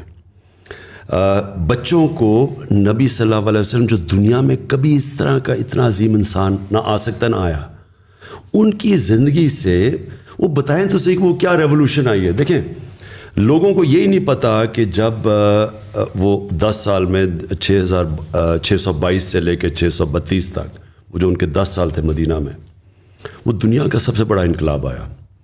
آپ کو پتہ ہے جو ٹوٹل لوگ مرے جنگوں کے اندر 10 سالوں میں, وہ 1200 تھے. 1200-1300 ٹوٹل لوگ مرے. سو ایکچولی وہ ایک فکری انقلاب آیا تھا. وہ ذہن چینج ہوئے تھے, انسان چینج ہوئے تھے. وہ جب تک آپ سیرت نبی نہ پڑھیں تو آپ کو پتہ ہی نہیں چلے گا کہ وہ کیا ہوا تھا. ہم نے اس لیے فیصلہ کیا کہ بچوں کو پڑھائیں سیرت نبی. اور میں نے پھر یہ بھی, کیونکہ اس وقت بہت بڑا اسالٹ ہے ویسٹرن کلچر, میں سب سے بہتر جانتا ہوں, میں نے اتنی زندگی 30 سال یعنی آف اینڈ آن وہاں گزارے. جب تک آپ نے جو بات کی میڈیا کے اوپر, کانٹینٹ ٹی وی پہ, فلموں میں, ہم اس کو اپنی کلچر اور اپنی دین کے ساتھ سنکرونائز نہیں کریں گے. ہم پھنسے رہیں گے بالی ووڈ اور ہالی ووڈ, جن کے کلچر ہمیں پوری طرح سمجھ نہیں ہے کہ ان کی وہ کانٹینٹ نے کتنا بڑا ان کے کلچروں میں فائدے کیا کروایا اور نقصان کیا کروایا. آج وہاں فیملی سسٹم ٹوٹ چکا ہے. ہندوستان کے اندر ان کا جو ہالی ووڈ بالی ووڈ کلچر ہے وہ ان کی فیملی سسٹم کو ڈیوسٹیٹ کر رہا ہے. ہم اس کو جب اپنائیں گے تو ہمیں پتہ چلنا چاہیے کہ اس کے کانسیکوینس کیا ہے. اس وقت پاکستان اور مسلم دنیا میں جو چیز بچی ہوئی ہے وہ ہے ہمارا فیملی سسٹم. آپ جتنی ولگیرٹی اپنے ملک کے اندر لے کے آئیں گے, اور آپ ٹی وی پہ اور آپ موبائل فون کے اوپر جو کانٹینٹ ہے, جو پون ہے, اس کے اوپر جس طرح کی چیزیں ہیں, آپ جتنا اس کو بڑھاتے جائیں گے اس کا ڈائریکٹ امپیکٹ پڑتا ہے فیملی سسٹم پہ. جو پردے کا کانسیپٹ ہے وہ صرف کپڑوں کا نہیں ہے. سارا پردے کا اگر آپ صحیح معنی میں کوئی ایکسپلین کریں لوگوں کو, اس کے پاس فلسفہ ہے کیا, وہ بیسکلی فیملی سسٹم کو بچانے کے لیے. آپ جتنی ولگیرٹی بڑھائیں گے, فحاشی بڑھائیں گے, آپ کا فیملی سسٹم افیکٹ ہو. ہالی ووڈ کے اندر ایک شادی کی ایوریج لائف سپین 2.5 سال ہے. 2.5 سال شادی لاسٹ کرتی ہے, کیونکہ وہ جو لائف سٹائل ہے اس میں خاندانی نظام چلتا نہیں ہے. تو میں یہ چاہتا تھا کہ پہلے تو ہم بچوں کی تربیت کروائیں اسکولوں سے سیرت نبی سے, کیونکہ انہوں نے مدینہ میں یہی امر بالمعروف اس کی بیسس رکھی تھی سوسائٹی میں. سیکنڈلی ہم کاؤنٹر کریں, جس طرح میں وہ ترکی کا جو سیریل تھا ٹی وی ارطغرل, اس کو میں جو یہاں لے کے آیا تھا پریزیڈنٹ اردوغان سے بات کر کے, اس کا مقصد یہ تھا کہ ہم آلٹرنیٹ لوگوں کو دکھائیں کہ ایک ایسا کلچر ہے جس میں یہ سارا جو فحاشی ہے, جو یہ بالی ووڈ وغیرہ جو گند ہے بالکل, جو تباہی کر رہا ہے, وہ ادھر بھی تباہی کر چکا ہے. ہالی ووڈ کے اندر جو ہم نے اپنی پہلے ایڈلٹس ہوتی تھی 50 سال فلم کیا ہوتی تھی, اور آج آپ دیکھ لیں اور اس کا ایفیکٹ دیکھ لیں معاشرے میں. تو ہمیں دیکھیں کلچر ایکسچینج ہمیشہ ہوتا ہے, لیکن ایک ملک میں ایبلٹی ہونی چاہیے کہ کون سی کلچر کی چیزیں ہم نے لینی ہے اور کون سی نہیں لینی. آپ اگر پوری طرح چیزیں لے آئیں گے, اس کا جو آپ کو کانسیکوینسز ہی نہیں پتا کہ آپ کی سوسائٹی پہ کیا ہو. اس کا سب سے بڑا آج کانسیکوینس ہے کہ آپ فاسٹسٹ رائزنگ کرائم آج پاکستان میں, جب میں نے IGs بلا کے ان سے چیک کیا تو چائلڈ ابیوس اور ریپ یہ سب سے تیزی سے بڑھ رہی ہے پاکستان میں کرائم. خان صاحب, جیسے آپ نے ذکر کیا کہ دوبارہ گورنمنٹ میں ہم میجورٹی میں آتے ہیں, لیکن جس طرح کا وہی والی بات جو مزمل نے کی کہ جس طرح کا نظام آلریڈی چل رہا ہے, مطلب اس میں آ کے پولیس ریفارمز کیسے ہو سکتی ہیں؟ مطلب آپ کے دور میں بھی 6 سے زیادہ IGs پنجاب میں بار بار لوگ چینج ہو رہے ہیں, منسٹریز میں چینج ہو رہے ہیں. سو اس دفعہ ایسی کیا چیز ہے جو ڈفرینٹ ہوگی؟ اور اس سے بھی زیادہ اگر آپ جو اداروں والی سائڈ ہے وہ مطلب آپ کے خیال سے وہ ابھی بھی نیوٹرل ہی رہیں گے جب آپ آتے ہیں, یا وہ آپ کو سپورٹ کریں گے؟ اور ایک بہت بڑا جو نیریٹو پچھلے 60 سالوں سے پاکستان میں کہ ان کی سپورٹ کے بغیر تو آپ آ ہی کوئی نہیں سکتا. سو جتنی مرضی آپ کے پاس پبلک آ جاتی ہے, ڈو یو فیل لائک کہ یو ول کم بیک؟ دیکھیں, اس کو جب پبلک اس طرح موبلائز ہو جائے نا, دنیا کی تاریخ بتاتی ہے اس کو کوئی نہیں روک سکتا. میں نے تو ایک دفعہ اس طرح کی موبلائزیشن دیکھی تھی, اور اس میں کوئی شک نہیں کہ تب واقعی ایک فری اینڈ فیئر الیکشن ہوا تھا 1970 میں ذوالفقار علی بھٹو کا. لیکن میں نے تب جو پبلک دیکھی تھی نہ, یعنی وہ انپریسیڈنٹ سی چیزیں ہوئی ہیں کہ ان نون لوگوں کو اتنے ووٹس پڑے, اور جب پیپلز پارٹی کا ویو آیا تھا ادھر اور مجیب الرحمان کا ویو آیا تھا ایسٹ پاکستان میں, تو اس سے کوئی نہیں روک سکتا جب اس طرح کا ویو آتا ہے. لیکن اس میں کوئی شک نہیں کہ فری اینڈ فیئر الیکشنز تھے. لیکن میری کنٹینشن یہ ہے کہ پاکستان بدل گیا, اس کو آپ کوئی روک نہیں سکے گا. یہ جب پبلک کا ایک فیصلہ ہو جائے نا, جب پبلک ایک طرف, جس طرح میں دیکھ رہا ہوں کہ پبلک اب جو شعور آ گیا ہے, جو نکل گئی ہے, میں نہیں سمجھتا کہ, اور دیکھیں اداروں کے اندر پھر سے میں بتاتا ہوں انسان ہوتے ہیں, وہ نہیں روک سکتے, وہ روکنا چاہیں گے بھی نہیں. ان کے اندر سے, اداروں کے اندر سے پریشر ہوگا, کوئی نہیں روک سکتا اس کو. اچھا خان صاحب, اس میں مجھے یہ بتائیے گا کہ آپ نے تھوڑی دیر پہلے آپ نے ویسٹ منسٹر ڈیموکریسی کا بھی تذکرہ کیا, اور ہم دیکھتے ہیں کہ پچھلے 3 سال میں آپ ظاہر فائر فائٹنگ میں بہت زیادہ لگے ہوئے تھے. ایک سارٹ آف ہنگ پارلیمنٹ تھی اور اس میں ظاہر ہے کہ وہ چیز بڑی مشکل تھی. But one thing that has been missing, and اس کو میں تھوڑا سا کانٹیکسٹ اس میں بلڈ کروں گا. سوال میرے اس طرح دماغ میں آیا کہ پہلا تو یہ ہوا کہ اگر میں ٹویٹر دیکھوں تو آج کل بڑا ایک کویسچن مارک ہوا ہے, سب کہہ رہے ہیں کہ جی خان صاحب کی سیکیورٹی کو بڑا ہے ایک تھریٹ ہے. اسپیس میں بھی آپ نے, لوگوں نے اس کے اوپر بہت زیادہ بولا اور آپ نے اس پہ جواب دیا کہ اللہ تعالیٰ کے اوپر ہے, which is fine. But the way that I see it, I feel like کہ right now it's literally Imran Khan اور نتھنگ, رائٹ. اینڈ جب آپ نے ایک اتنی بڑی پارٹی بنائی, 26 سال کی آپ کی جدوجہد ہے, آپ نے اس پارٹی کو اسٹرکچر اور کانسٹیٹیوشن پراپرلی دے کر اس کو انفورس کیوں نہیں کیا؟ اور اس کی وجہ 2 ہیں. پہلا یہ کہ بار بار سوال آتا ہے کہ آگے کس کو ٹکٹ دیا جائے گا, الیکٹیبل, نان الیکٹیبل, کون چلے گا, کون نہیں چلے گا. اور دوسرا ریزن یہ ہے کہ میں دیکھتا ہوں نوجوان طبقے کو, میں کہتا ہوں کہ یار میں ہوں, جنید بھائی ہیں, طلحہ ہیں, ہم خواب سوچتے ہیں, ہم کہتے ہیں یار ہم نے پاکستانی پالیٹکس میں پارٹیسپیٹ کرنا ہے. آج اگر کوئی نوجوان سوچتا ہے کہ اس نے پاکستانی پالیٹکس میں پارٹیسپیٹ کرنا ہے, اس کے پاس کوئی روڈ میپ نہیں ہے, کوئی سسٹم نہیں ہے جس کے تحت وہ سسٹم میں گھسے, آہستہ آہستہ وہ اپنا ایک اسٹیچر بلڈ کرے اور کوئی نظام ہو. ابھی تو یہ پاور ہے, پیسہ ہے, کون کتنا پیسہ لے آتا ہے, کون کتنا ووٹ بینک لے آتا ہے, پاور لے آتا ہے. تو ڈونٹ یو تھنک کہ جی وہ جو اسٹرکچر جو آپ پاکستان کو بدلنا چاہ رہے تھے, وہ شاید اپنی پارٹی سے اگر اسٹارٹ کرتے تو اس 3 سال کے بعد آج آپ بہت بہتر جگہ پر ہوتے in terms of mobilization, in terms of public تو آ گئی, بٹ جو پارٹی اٹ سیلف ہے وہ it seems like all over the place right now. دیکھیے مزامل, ایک چیز میں آپ کو بتاؤں کہ میں تو ایک آئیڈیلسٹ ہوں, اور پہلے دن سے میں نے سوچا تھا کہ ہماری پارٹی, ہم الیکشنز کروائیں گے اور ایک نئی لیڈرشپ لے کے آئیں گے, اور وہ لے آئے ہم. ہمیں مراد سعید, کون سوچ رہا تھا کہ وہاں اتنے بڑے خان تھے مالا کنڈ میں اور مراد سعید اوپر آ جائے گا. اور اسی طرح علی محمد ہوا, یا ایک شاہد ہے ہمارا, شاہد ادھر کرک سے, وہ کھڑا ہو گیا, شاہد خٹک, وہ ہمارا ایک انصاف اسٹوڈنٹ فیڈریشن سے ISF نکل کے وہ بن گیا ہے. یہ سارے نیچے سے آئے ہوئے ہیں. فاروق حبیب ہے ہمارا جو منسٹر یہ بنا ہے, یہ سارے اسٹوڈنٹ پالیٹکس سے آئے ہیں اوپر. یعنی یہ پہلی دفعہ ہم نے جو شروع کی. تو دیکھیں ہماری واحد پارٹی ہے جو کہ ایک فیملی پارٹی نہیں ہے. باقی نون لیگ, پیپلز پارٹی, ان کے سوائے ان کے خاندان کے کوئی اوپر ہی نہیں آ سکتا. یہاں باپ بن گیا پرائم منسٹر, بیٹا بن گیا چیف منسٹر. یہ مذاق ہے ملک کے ساتھ. دونوں ضمانت پہ بھی ہے, اوپر سے کرپٹ بھی دونوں ہے. اور جو وہ چاچا ہے وہ یعنی جو اس کا دوسرا بھائی ہے وہ کانوکٹ ہے, وہ ملک سے بھاگا ہوا ہے. سو یہ ایسے, یہ جو سسٹم بنا ہوا ہے نا, یہ ٹرو فیملی سسٹم, یہ ڈیموکریسی نہیں ہے.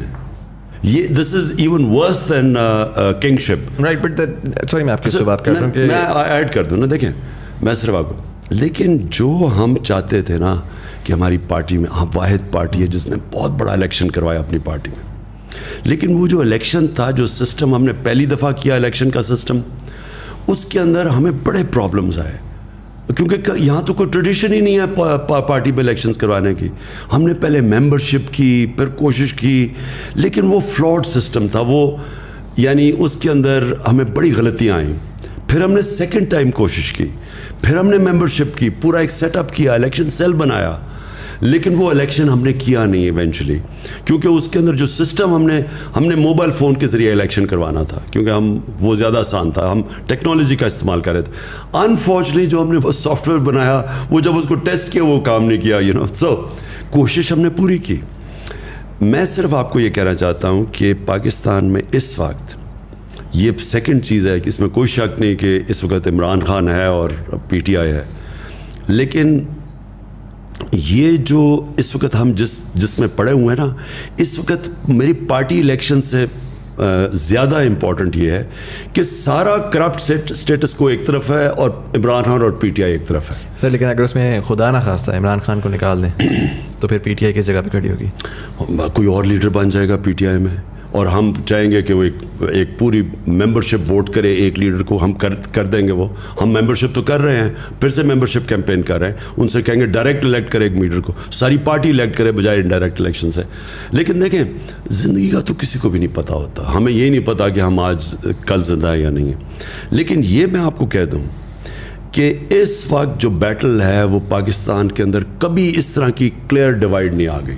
سارے یہ ڈاکو 30 سال سے جو چوری کر رہے تھے ایک طرف کھڑے ہو گئے, اور تحریک انصاف ایک طرف کھڑی ہو گئی, اور پاکستان کی عوام ہمارے ساتھ ہے.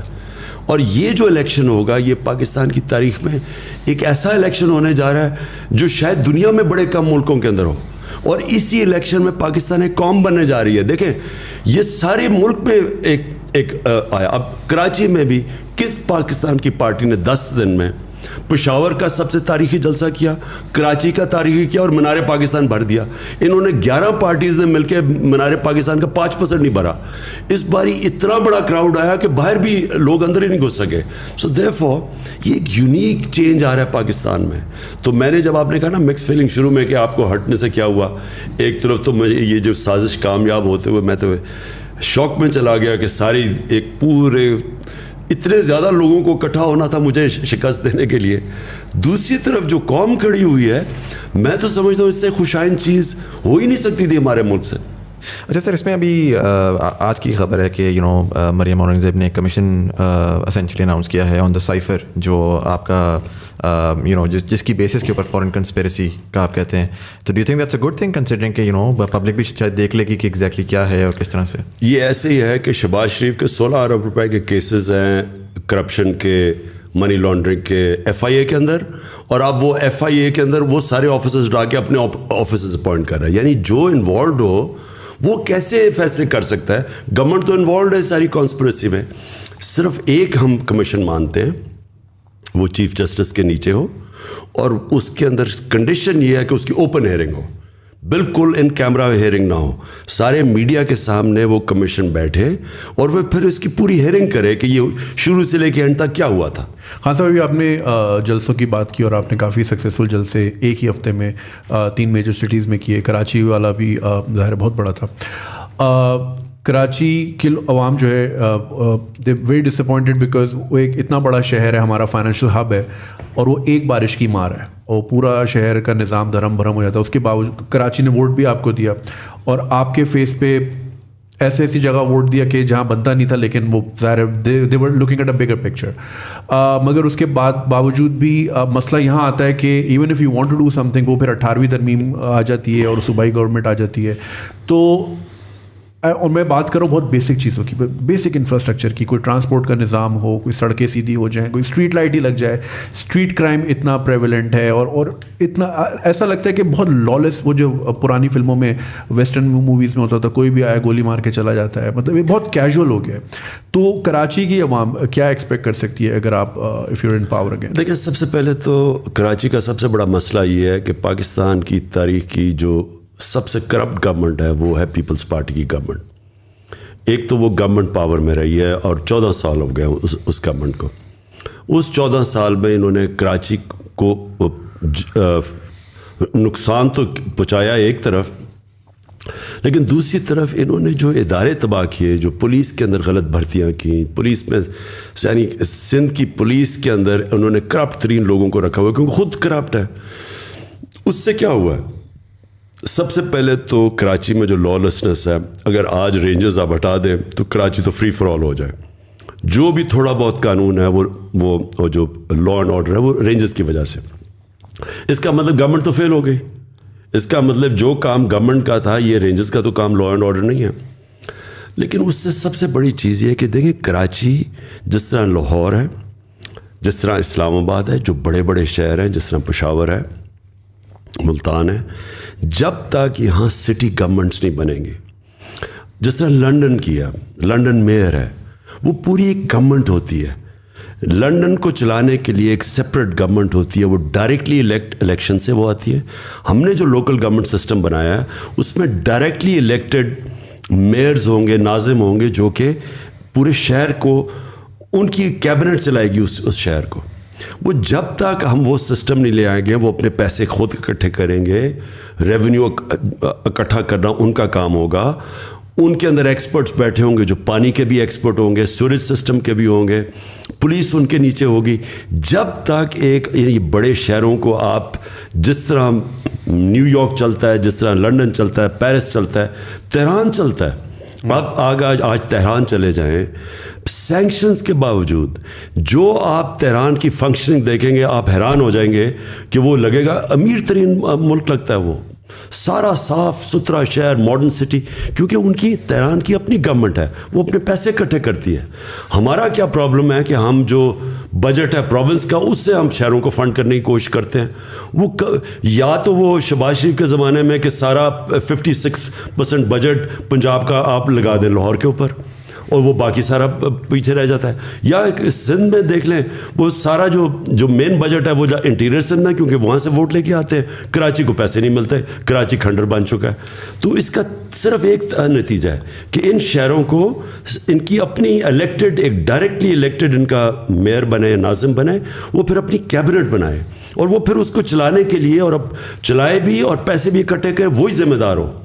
آپ یقین نہیں کریں گے, میں جب بھی اسلام آباد یا لاہور آتا ہوں میں اکثر لوگوں کو دیکھتا ہوں باہر سے ہاتھ ڈال کے گیٹ کنڈی کھول کے چلے جاتے ہیں. ہمیں گلی کے کونے سے پہلے فون کر دینا ہوتا ہے کہ گیٹ پہ آ جاؤ, کیونکہ وہ جو تھوڑی دیر آپ کی گاڑی کھڑی ہوتی ہے اور گیٹ کھلتا ہے اس میں ٹرانزیکشن ہو جاتی ہے.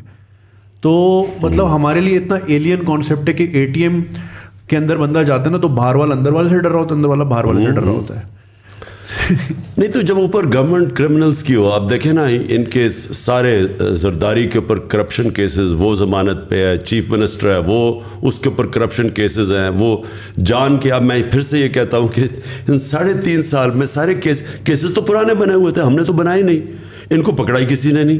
جو سسٹم تھا وہ ایکسیپٹ کرتا ہے کرپشن آف دا پاورفل, طاقتور کی کرپشن. جو ہمارا انصاف کا جو بھی طاقتور جن کے ہاتھ میں تھا وہ اس کو اتنا برا نہیں سمجھتے, وہ ایکسیپٹ کر جاتے ہیں. تو جب وہ اوپر بیٹھ جائے تو آپ کیا سمجھیں گے کہ تھانہ دار ایماندار بن جائے گا. So just adding to that, پچھلے 3 سالوں میں بھی ہم نے کوئی دیکھا نہیں کہ کوئی کسی بندے کو پراپر سزا ہوئی ہو. شروع میں آپ نے وعدہ کیا تھا کہ ہم $billions واپس لائیں گے. اب آئی تھنک شروع میں آپ نے ذکر کیا کہ ججز ایسے بیٹھے ہوئے ہیں, نیب میں ایسے لوگ ہیں, بٹ جب آپ کی گورنمنٹ تھی تو آپ اگر ان کو ریپلیس کر کے اپنے بندے لاتے ہیں. نیب کو نیب ایک انڈیپینڈنٹ اینٹی ہے. اس کو ان کا جو چیئرمین تھا جو ہے ابھی بھی, وہ نون لیگ کے زمانے میں اس کو اپوائنٹ کیا گیا تھا. ہم اس کو ریموو نہیں کر سکتے, ہم نیب کے اندر کوئی چینجز نہیں کر سکتے بائی لا. سو دیئرفور نیب ہمارے کنٹرول میں نہیں اور عدلیہ آزاد ہے. تو آپ اب FIA کے کیسز تھے, ہمارا جو ہم نے پکڑا, یہ جو اس کی انہوں نے جو اپنے وہ جو بھی شوگر مل تھی ان کی, اس کے اندر یہ جو 16 ارب روپے کے پکڑے جو نوکروں کے نام پہ انہوں نے پیسے لیے ہوئے تھے. اب وہ تو اوپن اینڈ شٹ کیس ہے. اب ہم کریں کیا, وہ کیس ہی نہیں لگتا تھا. وہ کیس لگتا ہے کہ درد ہے, کمر درد ہے, یہ وہ ہے. میں کہتا ہوں بچایا گیا ہے اس کو, باقاعدہ اس کو بچایا گیا ہے, اور ہم پوری کوشش کرتے رہے, ہم نہیں کامیاب ہوئے. اس لیے میں کہتا ہوں کہ ہماری اس وقت ہماری جو گورنمنٹ تھی اس کو جب تک پوری پاور سے گورنمنٹ نہیں آتی, جس کو فکر نہ ہو سارا وقت کے اپنی پارلیمنٹ پارٹی بھی رکھو, پھر ایلائز کو بھی ساتھ رکھو, پھر وہ ناراض ہو جاتے تھے, پھر وہ اپوزیشن ساری ان کی کرمنلز کی اکٹھی تھی, وہ پورا بلیک میل کرتی تھی. تو ہمیں ایک بڑی کمزور گورنمنٹ ملی تھی. تو اس لیے میں ہمیشہ کہتا ہوں کہ اگر مجھے اس طرح کی آگے گورنمنٹ ملی, بہتر یہ ہے کہ ہم اپوزیشن میں بیٹھے بجائے گورنمنٹ چلائیں. ہاں سر, تھوڑا سا میں کانورزیشن کو سوئچ کروں گا لوکل پالیٹکس سے انٹرنیشنل پالیٹکس کی طرف. اور ہم نے دیکھا کہ دنیا جو ہے وہ ایک یونیپولر ورلڈ سے ملٹی پولر ورلڈ کی طرف بھی جا رہی ہے. ظاہر اس کی وجہ سے dynamics and foreign policy and lot of those things are changing as well. ایک چیز پرٹیکولرلی میں آپ کی پالیٹکس میں نوٹس کر رہا ہوں کہ آپ پہلے ایک sort of nationalism, anti corruption, local اس کے اوپر تھے, but recently you became more of an anti imperialist, in the context of کہ پرٹیکولرلی पोस्ट ब्रिटिश एम्पायर का कोलैप्स हमने देखा कि ज़ाहिर है वो एक जो गली का बुली था, वो ब्रिटिश एम्पायर था, वो हटा तो एक और बुली इमर्ज किया at the end of the day. और हमेशा होता है निज़ाम में जो पावरफुल होता है वो उस तरह से होता है. Why do you think, first of all, that shift has happened, particularly in your politics and in your language and a lot of the ways that you talk about a lot of things? And दूसरा ये कि in this multipolar world, how do you see Pakistan positioning itself? Because again बहुत complicated time है और बहुत ऐसा time है जिसके अंदर हिट और मिस है. हमें नहीं पता आने वाले वक्त में किस तरीके से सिचुएशन इवॉल्व करेगी.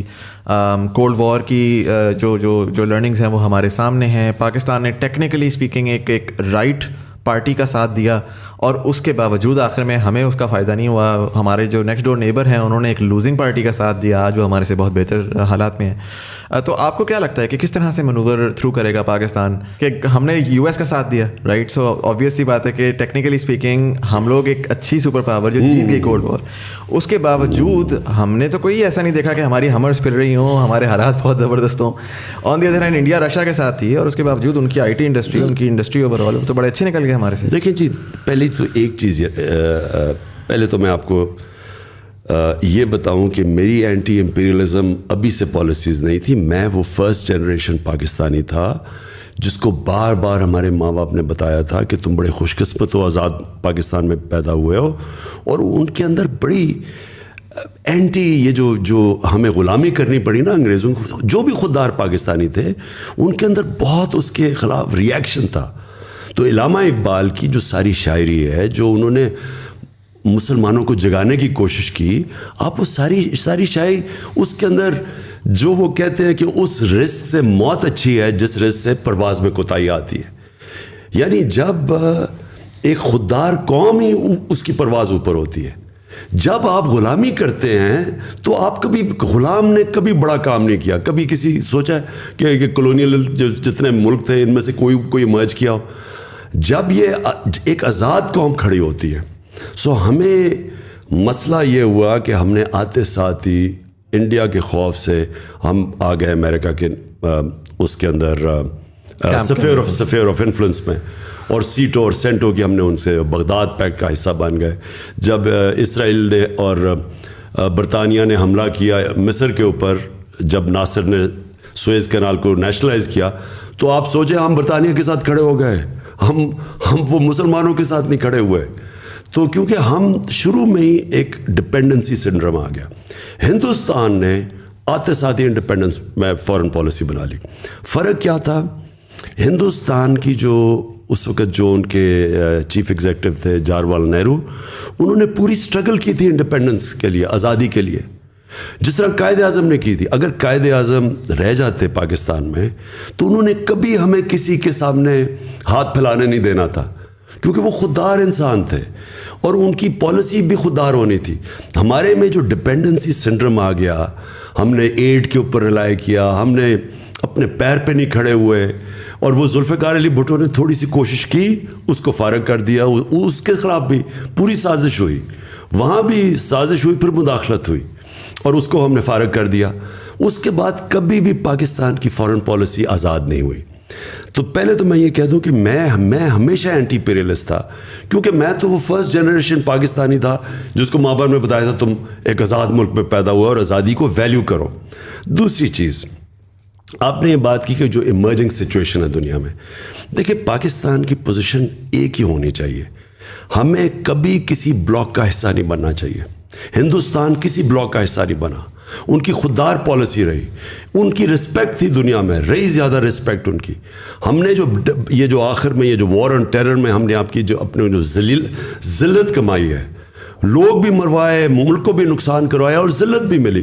पाकिस्तानी के हरे पासपोर्ट से पूछे भरे उन्होंने पाकिस्तानी अलग लाइनों में खड़े करते थे.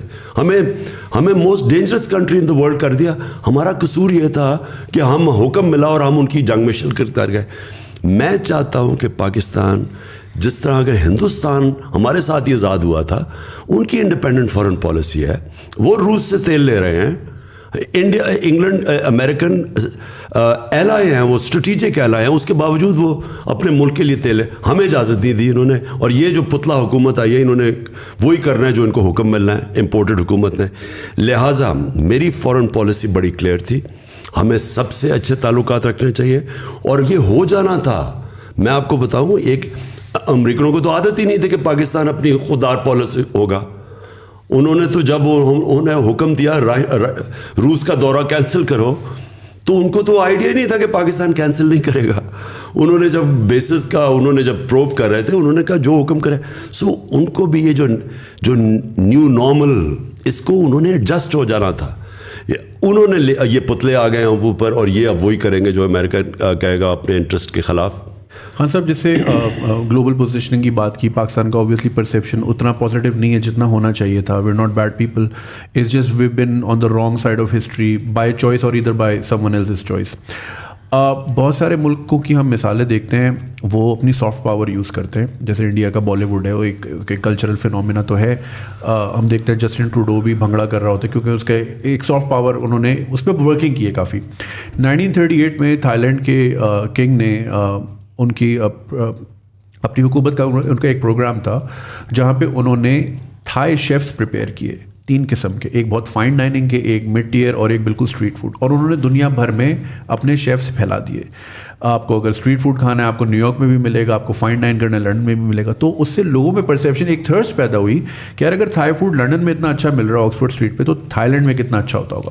اور اس کا رزلٹ آج ہم دیکھتے ہیں کہ Thailand billions of dollars جو ہے خالی ٹورزم کی مد میں کماتا ہے. یہ چیزیں ہمارے یہاں اس طرح کی پالیسیز پہ کام ہوتا ہی نہیں. مینگو ڈپلومیسی ہم اتنی زبردست کر سکتے ہیں پوری دنیا میں, بہت ڈیمانڈ کریٹ کر سکتے ہیں, لیکن انفارچونیٹلی ہم اس طرف سوچتے نہیں ہیں. ایک انٹرنل سافٹ پاور ہوتی ہے, جیسے بنگلہ دیش نے جو ہے سیڈ پلانٹ کی اپنی عوام میں. انہوں نے اپنا سکہ جو جاری کیا جو ان کے کرنسی کا تھا, اس میں انہوں نے جو امیجری یوز کی, انہوں نے دکھایا ایک ماں ہے, ایک باپ ہے اور 2 بچے ہیں. اور سکہ ہر غریب آدمی کی جیب میں جاتا ہے, تو ان کا ایک مینٹل میپنگ ہوئی کہ 2 بچے کرنے. تو انہوں نے پاپولیشن مینجمنٹ وہاں سے کرنا شروع کی, جس کا رزلٹ آج کافی ہم حد تک دیکھتے ہیں. دوسرا, 2000 کی دہائی میں انہوں نے ایک اور سکہ جاری کیا جس میں ایک بچہ اور لڑکی دونوں بیٹھے ہیں اور دونوں کے ہاتھ میں کتاب ہے. سو انہوں نے ایک میسج کنوے کیا کہ دونوں کو پڑھانا ہے, جس کا رزلٹ آج ہم دیکھتے ہیں کہ بنگلہ دیش میں خواتین جو ہیں ان کا رول بہت زیادہ ہے انڈسٹریز میں. اور ابھی شری لنکا کے جو کرائسس ہوئے, ساری انڈسٹری موو ہو کے بنگلہ دیش چلے گئی, ہمارے ملک سے بہت گئی ہے. تو خواتین کا رول بھی بہت امپورٹنٹ ہے, اور ہمارے ملک میں 51% خواتین ہیں اور کافی حد تک مارجنلائزڈ ہیں, فریڈم ان کو اتنا نہیں ملتا. ہم ایک بہت بڑا ریسورس ضائع کر رہے ہیں اس طرح سے, چاہے وہ پالیسیز ہوں, چاہے وہ ہماری اپنی ذاتی سوچ ہو. تو ان چیزوں پہ ہم کیا کام کر سکتے ہیں جو کہ آنے والے 20-25 سالوں میں ہمیں اس کا فروٹ حاصل ہو؟ دیکھیں, پہلے تو یہ جو سافٹ پاور ہے نا, میں اس کا کوئی زیادہ فین نہیں ہوں. یہ سافٹ پاور کی ہم بار بار پہلی دفعہ ہم نے مشرف کے دور میں سنی تھی سافٹ پاور, اور وہ ہوتا یہ تھا کہ باہر سے جب ڈیلیگیشن آتے تھے تو ہم فیشن شوز ان کے سامنے کر دیتے تھے کہ جی یہ ہماری سافٹ پاور ہے. یا پھر وہ ایک دفعہ شوق عزیز گیا کہ جارڈن, تو مجھے کسی دوست کا ٹیلی فون آیا, کہتا پاکستان گیا ہوا ہے جارڈن اور اپنے ساتھ ٹروپ لے کے گیا ماڈلس کی جو کہ وہاں کیٹ واک پہ چڑھے ہوئے, یہ بتانے کے لیے کہ پاکستان سا. اور انلائٹنڈ ماڈریشن, یہ بھی ایک مذاق تھا جس کی کسی کو آج تک سمجھ نہیں ہے کہ وہ مطلب کیا اس کا. یہ ہوتی ہے جب آپ میں احساس کمتری ہو, تو آپ لوگوں کو خوش کرنے کے لیے بتاتے ہیں کہ جی ہم بھی آپ ہی کی طرح ہیں. یعنی اگر آپ فیشن شوز کر سکتے ہیں تو ہم بھی کر سکتے ہیں. اس سے کبھی کسی ملک کو عزت نہیں ملی. ہندوستان کو, آپ نے پہلے نام لیا, ہندوستان کو عزت اس لیے ملی کہ انہوں نے اپنی عزت کروائی. کبھی مجال ہے ہندوستان میں کھڑے ہو کے یورپین یونین کے امبیسڈرز ہندوستان کو کہیں گے جی آپ یوکرین کے اوپر کنڈیم کریں رشیا کو؟ کسی کی ضرورت ہے کرنے کی؟ کیونکہ ان کو ریئیکشن آئے گا ہندوستان سے.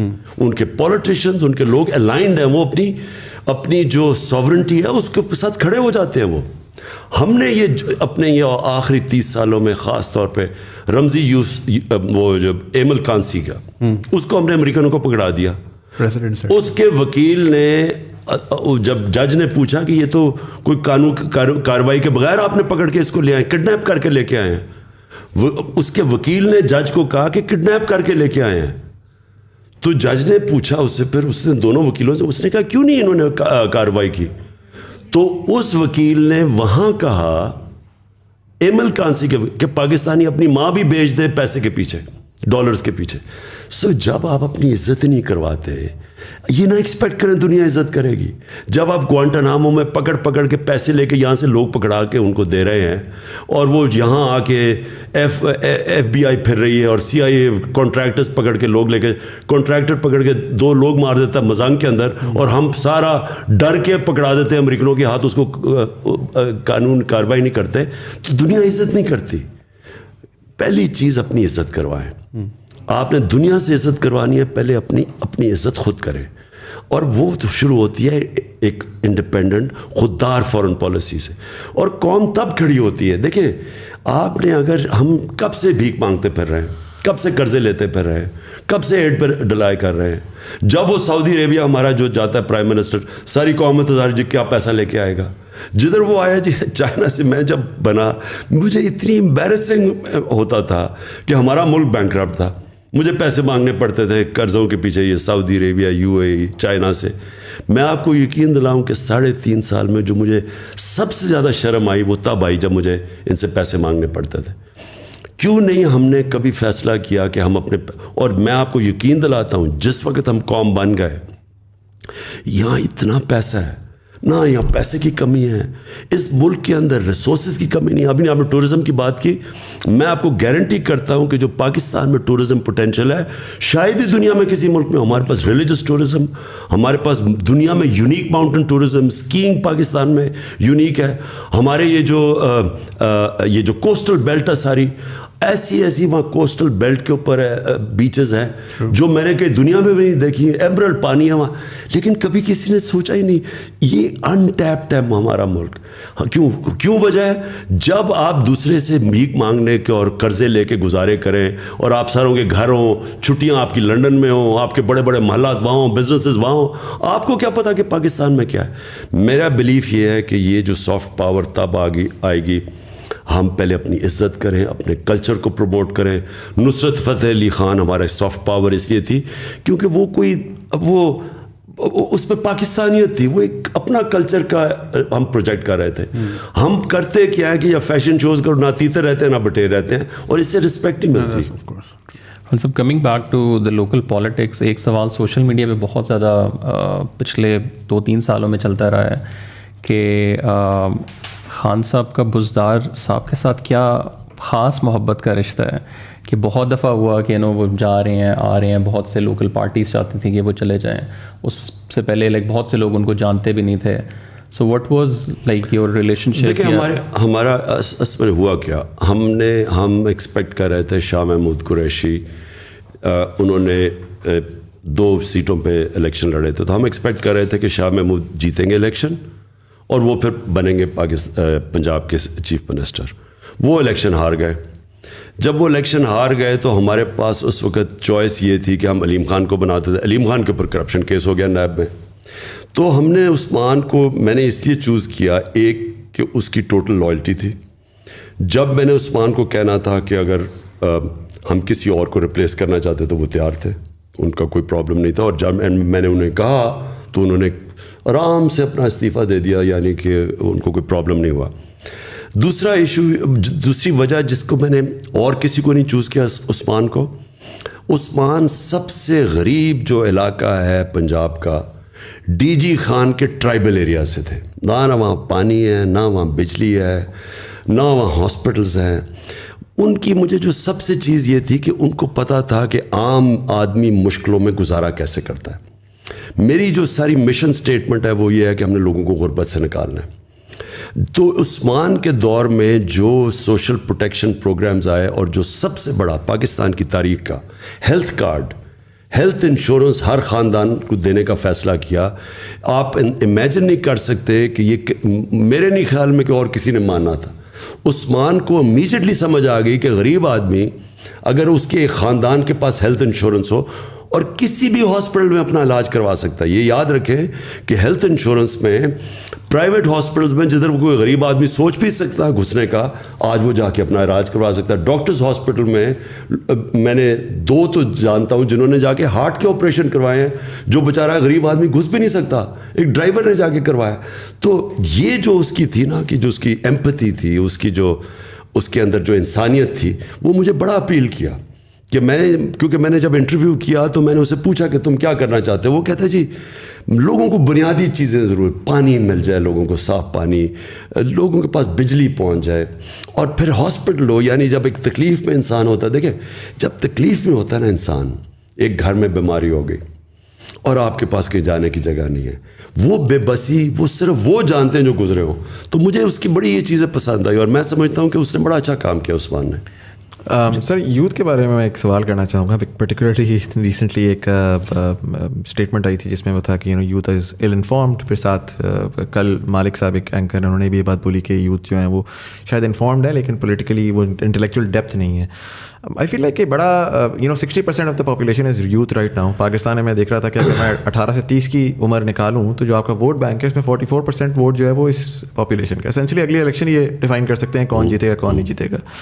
تو یہ جو اسٹیٹمنٹ ہے یہ آلموسٹ ایسے لگتا ہے کہ ایک نیریٹو بلڈ کیا جا رہا ہے, اور یہ بڑا ڈیمیجنگ ہے نوجوانوں کے لیے کہ یار ہم مطلب ہماری کیپیبلٹی کوئی نہیں ہے, ہم جو کر رہے ہیں جو سوچ رہے ہیں وہ ارریلیونٹ ہے. اور اسی کے ساتھ ساتھ تو پوچھنا میں یہ چاہوں گا, پر پہلے تو یہ کہ how do you see the youth, and دوسرا آپ کی کرنٹ گورنمنٹ میں بھی ہم نے دیکھا کہ youth even though you came in from the view of the youth, وہ ریپرزنٹیشن نہیں ملی, وہ یوتھ کو وہ اپرچونٹی نہیں ملی جو کہ ہم چاہتے تھے کہ یار شاید ہمیں ہماری بات سنی جائے گی. شاید ایک تو ایم این ایز میں زیادہ اماؤنٹ یوتھ کی ہوگی, بٹ چلیں ایم این ایز نہ بھی ہوں, اس کے بعد پھر آ کے یوتھ کو اٹھایا جائے گا اور ان سے پوچھا جائے گا کیا صحیح کیا غلط کیا کرنا چاہیے. لیکن ہم جاتے بھی تھے تو ہمیں جو ہے نا وہ بچے کہہ کے سائڈ پہ کر دیا جاتا تھا کہ یار یہ تو بچے ان کو کیا پتا, 10 سال کی ایکسپیرینس 15 سال کی ڈگری. دنیا بڑی بدل چکی ہے اب, آج کل نئے نوجوان جو ہیں وہ بڑے انوویٹیو ہیں, وہ ڈسرپٹیو ہیں. ہم کہتے ہیں ہمیں ڈسرپشن کرنی ہے, لیکن اگر ہم یوتھ کا ویٹ کرتے رہیں گے کہ وہ جب 50 کے ہوں گے تبھی ڈسرپٹیو ہوں گے تو وہ تو دے لوز دے رہے نا. دیکھیں دو مختلف چیزیں. آپ نے یہ کہا کہ کسی نے یہ کہا کہ جو یوتھ کو سمجھ نہیں ہے یا یوتھ بڑی ایل انفارمڈ ہے, یہ بڑی ایک کانڈسینڈنگ ایک بڑا ایک غلط ویو ہے. یوتھ کے اندر جو چیز ہوتی ہے وہ پیشن ہوتا ہے, جنون ہوتا ہے. جیسے جیسے آپ کی عمر ہوتی جاتی ہے تو آپ زیادہ ریئلزم پہ آ جاتے ہیں کہ جی یہ تو زمینی حقائق پہ آ جاتے ہیں, اور آپ میں وہ جو جنون اور جو خواب دیکھنا وہ ختم ہونا شروع ہو جاتا ہے.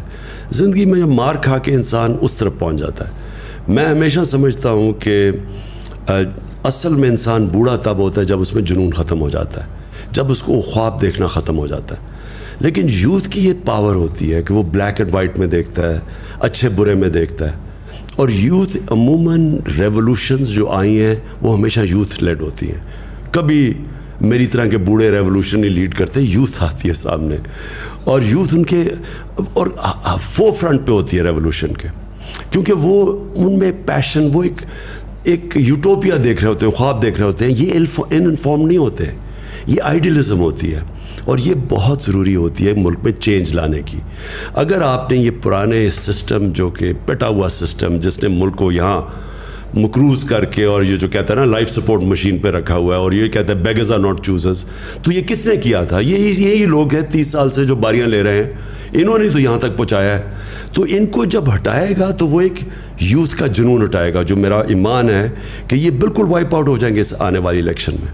یہ جو پرانے لوگ ہیں اور ان کو یوتھ ان کو ہٹائے گا, اور یہ ہمیں اللہ کا شکر ادا کرنا چاہیے کہ ہمارا ایک ینگ پاپولیشن ہے جس میں یہ ایک جنون ہے اور چینج کا. جہاں تک آپ بات کریں کیا آپ کو منسٹر بنا دینے چاہیے یوتھ کے, کیونکہ وہ ایک آپ کی یوتھ کی پارٹی ہے, آپ کو منسٹر وہ آدمی بنانا چاہیے جس کی سب سے زیادہ کیپیبلٹی ہو وہ منسٹری چلانے کے لیے, کیونکہ ایونچولی آپ نے گورننس دینی ہے. گورننس تب دیں گے جب کیپیبل لوگ آپ کے اوپر بیٹھے ہوئے ہوں.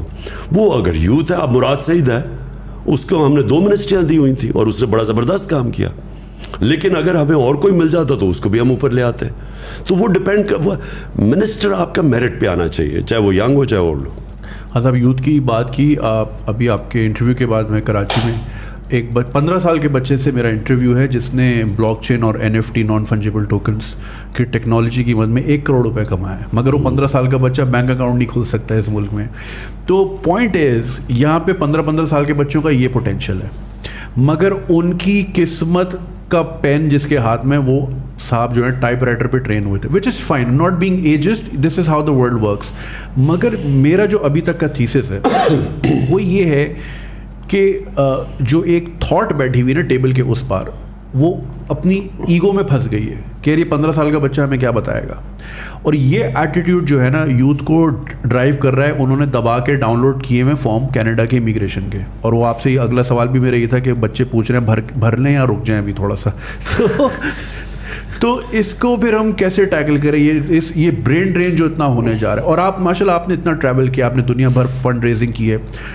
میری آپ کے مقابلے میں بہت لمیٹڈ ٹریولنگ ہے, لیکن میں جتنے پاکستانیوں سے ملا ہوں they are doing phenomenal work.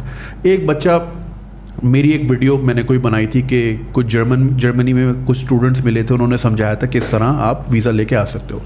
Quetta کے آؤٹسکرٹس میں ایک بندے نے, وہ کوئٹہ ماموں کے گھر آیا, نیٹ سے وہ ویڈیو دیکھی, 2 سال بعد وہ وہاں پہنچا.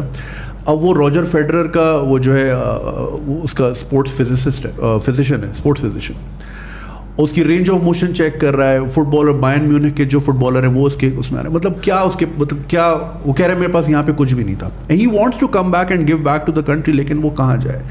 تو اس طرح کا ہم بہترین جو ٹیلنٹ ہے وہ تیزی سے جا رہا ہے, اور فگرز آپ کے سامنے بھی ہوں گے کتنے اوورسیز پاکستانی بڑھتے جا رہے ہیں. مجھے تو لگتا ہے کہ ہماری پالیسی ہے کہ سب کو اوورسیز بھیج دو تاکہ پھر ریمیٹنس ہے اور ہمارا ملک چلے. دیکھیں 2 چیزیں, ایک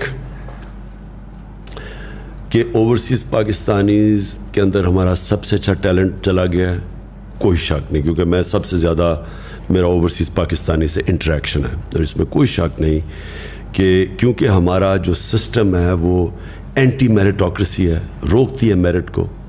اور اکراس دا بورڈ, میں آپ کو میں تو اسپورٹس کی بھی بات کر رہا ہوں کہ اسپورٹس کے اندر جو سارا سیٹ اپ بنا ہوا ہے وہ ہے ہی میرٹ کے اگینسٹ. اس کے اندر یعنی ڈسپائٹ دا سسٹم تو شاید کوئی اوپر آ جائے, وہ سسٹم اوپر نہیں لے کے آتا.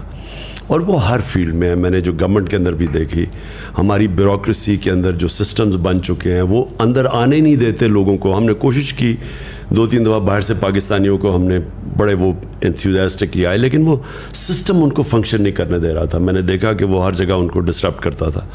سو جو جنگ ہے نا جی, میں آپ پھر سے واپس آتا ہوں, وہ ہے رول آف لاء کی. رول آف لاء جو ہے نا وہ کرٹیکل ہے ایک معاشرے کی سکسیس میں. رول آف لاء کا دوسرا حصہ میرٹ ہے. ایک رول آف لاء کا حصہ ہے کہ سب قانون کے نیچے آ جائیں, دوسرا اس کا ہے میرٹوکریسی. جب رول آف لاء ہوتا ہے تو میرٹ آ جاتی ہے. اور جدھر آپ نے اوورسیز پاکستانیز کی بات کی, بالکل کوئی شک نہیں کہ وہ یہاں کیونکہ سسٹم ان کو روکتا ہے وہ باہر چلے جاتے ہیں, اور باہر کیونکہ ان میں پیشن ہوتا ہے, ان کے اندر صلاحیت ہوتی ہے, وہ جب سسٹم لیول پلینگ فیلڈ دیتا ہے وہ اوپر آ جاتے ہیں اور آؤٹ اسٹینڈنگ پاکستانی باہر بیٹھے. لیکن ایک چیز یاد رکھیں, جتنا بھی کامیاب ہو جائے باہر پاکستانی, آخر میں وہ وہاں کا کبھی بھی اس کو وہ عزت یا اس کا مقام نہیں ہو سکتا جو اپنے ملک میں ہوتا ہے.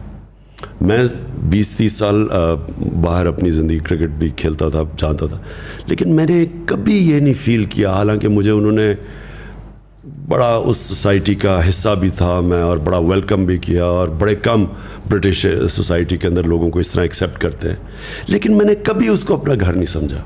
کیونکہ میں پاکستانی تھا, جو مرضی میں کر لوں, میں انگریز تو بن نہیں سکتا. آپ اگر گدھے کے اوپر لکیریں ڈال دیں تو وہ زیبرا نہیں بن جاتا, وہ گدھا ہی رہتا ہے. تو اس لیے جو جتنے بھی ہمارے باہر پاکستانی ہیں ان کی خواہش یہ ہے کہ ایک ہمارا ملک ایسا بنے جدھر میرٹوکریسی رول آف لاء آ جائے, جو جس کے لیے اسٹرگل کرنی, اوور نائٹ نہیں ہو سکتا. یہ کوئی بھی معاشرہ ایک بٹن دبا کے چینج نہیں ہوتا. ایک معاشرہ اسٹرگل کرتا ہے اپنے آپ کو چینج کرنے کے لیے, کیونکہ اسٹیٹس کو بیٹھا ہوتا ہے, مافیاز بیٹھے ہوتے ہیں جو روکتے ہیں, جو ایک کرپٹ سسٹم سے فائدہ اٹھا رہے ہیں. تو ایک معاشرہ اسٹرگل کرتا ہے, جدوجہد کرتا ہے, جہاد کرتا ہے. لیکن جب پاکستان جیسے جیسے یہ چینج آئے گا, بہت بڑا ٹیلنٹ پاکستانی واپس آئے گا. Right, we're at the 1 hour 30 minute mark almost, or we're going to wrap this up as well. میں چاہوں گا کہ طرح جو ہے وہ لاسٹ کویسچن پوچھ لیں. پچھلے 3 سال کا کوئی ریگریٹ ہے آپ کا؟ دیکھیے, ایک تو زندگی میں کوئی شارٹ کٹ نہیں ہے. اگر آپ پہلی دفعہ آپ کی پارٹی گورنمنٹ میں آئی ہے اور آپ نے چینجز کرنے ہیں اور آپ نے ریفارمز کرنا ہے, اور وہ آپ کے پاس اتنی کمزور گورنمنٹ ہے جو کہ کولیشن میں تھوڑی سی آپ کی میجورٹی ہے, وہ اس میں ریفارمز کرنا بڑا مشکل تھا. تو میں نے پہلے تو ریگریٹ یہ ہے کہ مجھے امیجیٹلی الیکشنز پہ چلے جانا چاہیے تھا, اور مجھے اگر کلیئر میجورٹی نہ ملتی تو میں اپوزیشن میں بیٹھتا. لیکن آن دا ادر ہینڈ جو میں نے سیکھا ہے 3.5 سال میں, یعنی میں نے وہ چیزیں سیکھی ہیں جو میں اب پیچھے دیکھتا ہوں, تو اگر اب اللہ نے کبھی موقع دیا تو مجھے پہلے سے ہی پتہ ہوگا کہ میں نے آتے ساتھ ہی, کیونکہ جب آپ آتے ہیں وہ ٹائم ہوتا ہے آپ میکسیمم چینجز کر دیں. تو مجھے اب پتہ ہے کہ میں نے کیا کیا چینجز کرنے ہیں, کیونکہ وہ اگر آپ شروع میں چینجز نہیں کرتے بعد میں نہیں ہو سکتے. تو جب آپ کی میکسیمم طاقت ہوتی ہے تب وہ مین چینجز کریں. تو وہ تو میں نے پرائرٹائز بھی کر لیا. اور پھر دوسری چیز کہ پہلے سے آپ کو پتہ ہونا چاہیے کہ جو آپ کی جگہ ہیں کس نے ان کے اوپر آ کے بیٹھنا ہے. وہ ہم پہلے پاور میں, پہلے تو خیر ہماری گورنمنٹ یا کوئی 2-3 دن پہلے پاور سے پورے نمبرز پورے ہوئے. جب نمبرز پورے ہوئے تو پہلے جب گورنمنٹ آئی تو تب ہمیں پریزنٹیشنز ملنی شروع ہوئی کہ ایک اداروں میں کیا سچویشن ہے. تو وہ فائر فائٹنگ ہی اس وقت ہو رہی تھی. آپ کے پاس پلاننگ ہی ہو سکتی ہے. اس وقت انشاءاللہ پلان کر کے آئیں گے اور پتہ ہوگا کہ کرنا کیا ہے. لوگوں کو بھی پہلے سے آئیڈینٹیفائی کریں گے کہ کی جگہ کے اوپر کون سے لوگ بیٹھے ہیں. یہ اور ریگریٹ میرا سب سے بڑا یہ ہے کہ ہمارے پاس جو ہم کر بھی سکتے تھے, جو بڑے بڑے کرمنلز اور جو مافیاز تھے, حالانکہ ہم نے بڑی زمینیں چھڑوائیں, قبضے گروپس سے پکڑا, گورنمنٹ کی زمینوں کے اوپر یہ پولیٹیشنز نے قبضے کیے ہوئے تھے وہ سارے چھڑوائے. لیکن ہم نے جس طرح ہمیں جو ہمارے پاس FIA بھی تھی اور اینٹی کرپشن بھی تھی اور FBR بھی تھی, ہم اور زیادہ کر سکتے تھے. لیکن انفارچونیٹلی ہمیں ریزسٹنس اندر سے بڑی آئی. یعنی جو ہمیں پتہ نہیں تھا کہ کئی لوگ ان کے ساتھ اندر سے ملے ہوئے تھے, تو وہ گو سلو کر دیتے تھے. ہم اس طرح کا جو احتساب کرنا چاہتے تھے, جو نیب تو ہمارے ہاتھ میں نہیں تھی, عدلیہ ہمارے ہاتھ میں نہیں تھی, لیکن جو ہمارے ہاتھ میں بھی تھا ان اداروں کو آہستہ آہستہ ہمیں جب سمجھ آئی تو وہ آخری 1 سال کے اندر پوری طرح سمجھ آئی. تو اب انشاءاللہ کبھی بھی موقع ملے تو آتے ساتھ ہی کریں گے. اور PDM کے لیے کوئی لاسٹ میسج؟ دیکھیے PDM تو ایک صرف اینٹی عمران الائنس ہے. ان کا تو کوئی نظریہ ہے نہ کچھ ہے. ان کی صرف ایک چیز ہے, کیونکہ سب کے اوپر زیادہ تر یہ ضمانت پہ ہیں, کرپشن کے کیسز ہیں, اور ان کی صرف ایک کوشش یہ ہوگی کہ کسی طرح عمران خان اور PTI کو یہ کامیاب نہ ہونے دے, کیونکہ ہم کامیاب ہوتے ہیں تو ان کی پالیٹکس ختم ہو جاتی ہے. تو اس لیے یہ ایک ان نیچرل سی الائنس ہے جو پازیٹیو نہیں ہے, ایک نیگیٹو الائنس ہے. صرف یہ کہ ایک آدمی کے ڈر سے اور پارٹی کے ڈر سے یہ سب اکٹھے ہیں. رائٹ سر, ریپ دس اپ. میں بس ایک سوال آپ سے پوچھوں گا, جنرلی میں سب گیسٹ سے پوچھتا ہوں. I want to channel Imran Khan the human, not Imran Khan the politician. آپ کی ظاہر ایک جرنی رہی ہے, کرکٹ کے کریئر میں آپ کی ایک جرنی تھی, اس کے بعد پھر as a philanthropist and then as a politician. ابھی 2023 چل رہا ہے, آج سے 27 سال بعد 2050 کا پاکستان ہوگا, آلموسٹ 103 سال کا پاکستان ہو چکا ہوگا. How do you see Pakistan 30 years from now in 2050, knowing what you know now and seeing all of that you've seen, how do you predict کہ no matter what happens, what is Pakistan going to look like 30 years from now? دیکھیں مزمل, آپ نماز میں مانگتے ہیں کہ اللہ 2 راستے, ایک ہے سیدھا راستہ جو انسان کی عظمت کا راستہ ہے, اور دوسرا ایک تباہی کا راستہ, اس میں پوٹینشیل کی بھی انسان کی تباہی کا راستہ ہے. 2 راستے ہیں قرآن میں. آپ صرف نماز میں ایک اللہ سے یہی صرف مانگتے ہیں کہ مجھے اس راستے پہ لگا. قوم کے بھی 2 راستے ہوتے ہیں سامنے, کیونکہ انسانوں کی قوم بنتی ہے نا. تو ہمارے سامنے بھی 2 راستے ہیں. یا ہم اب یہ جو سارا جو سازش ہوئی ہے اور یہ جو ساری ہمیں ایک غلام باہر کی مداخلت سے امپوز کی گئی ہے چوروں کی حکومت, تو یا تو یہ چلے گی اور اس کے بعد ایک تباہی کا راستہ ہے, اور یا اس کو فائٹ کرے گی قوم اور پھر وہ راستہ اختیار کرے گی جو کہ آزادی کا راستہ اور مشکل راستہ ہے. یہ جو غلامی کا راستہ ہے یہ لگتا آسان ہے, اٹریکٹیو لگتا ہے کہ جی آپ کو پیسے بھی مل جائیں گے, تھوڑی ایڈ بھی مل جائے گی, آپ کو لائف سپورٹ مشین میں بھی تھوڑی چیز پمپ ہو جائے گی کہ آپ آگے چلتے جائیں, پھر تھوڑی دیر کے بعد آپ بھیک مانگیں. ذلت کا راستہ ہے. دوسرا ہے خودداری کا اور آزادی کا راستہ, اور وہ ہے لا الہ الا اللہ کا راستہ. جو لا الہ الا اللہ ہے نا جی, یہ پورا ایک فلسفہ ہے, یہ آئیڈیالوجی ہے کہ سوائے اللہ کے کسی کے سامنے نہیں جھکنا. ایک غیرت کا راستہ ہے, خودداری کا راستہ ہے, اور انسان کی عظمت کا راستہ ہے. کیونکہ پھر انسان جب اپنے پیر پہ کھڑا ہوتا ہے اور اللہ پہ رلائے کرتا ہے, ہمیشہ وہ قوم اوپر جاتی ہے. جو مدینہ کی ریاست تھی وہ کیوں اللہ ہمیں کہتا ہے کہ نبی صلی اللہ علیہ وسلم کی سنت پہ چلو, اور وہ ان کی سنت تھی, کیونکہ اس کے اوپر دنیا کا ایک عظیم سویلائزیشن کھڑا ہوا تھا. وہ کیا کیسے 2 سپر پاورز تھی, تو کیا ان کو کبھی کہا کہ ہمارے نبی صلی اللہ علیہ وسلم نے کہ کسی سے ایڈ لے کے جاؤ کہ جی پیسے مانگو, بلکہ انہوں نے ان کو اناؤنس کیا کہ میں اللہ کا پیغام لے کے آیا ہوں, اگر فالو کرو گے تو آپ کی بہتری کے لیے. 10-12 سال کے اندر وہ دونوں گھٹنے ٹیک گئے ان کے سامنے. یہ تاریخ کا حصہ ہے. تو وہ پرنسپلز انہوں نے سیٹ کیے تھے, جس کا مین پرنسپل لا الہ الا اللہ ہے, کہ انسان اللہ کے سامنے کسی کے سامنے اس کے علاوہ نہیں جھکتا.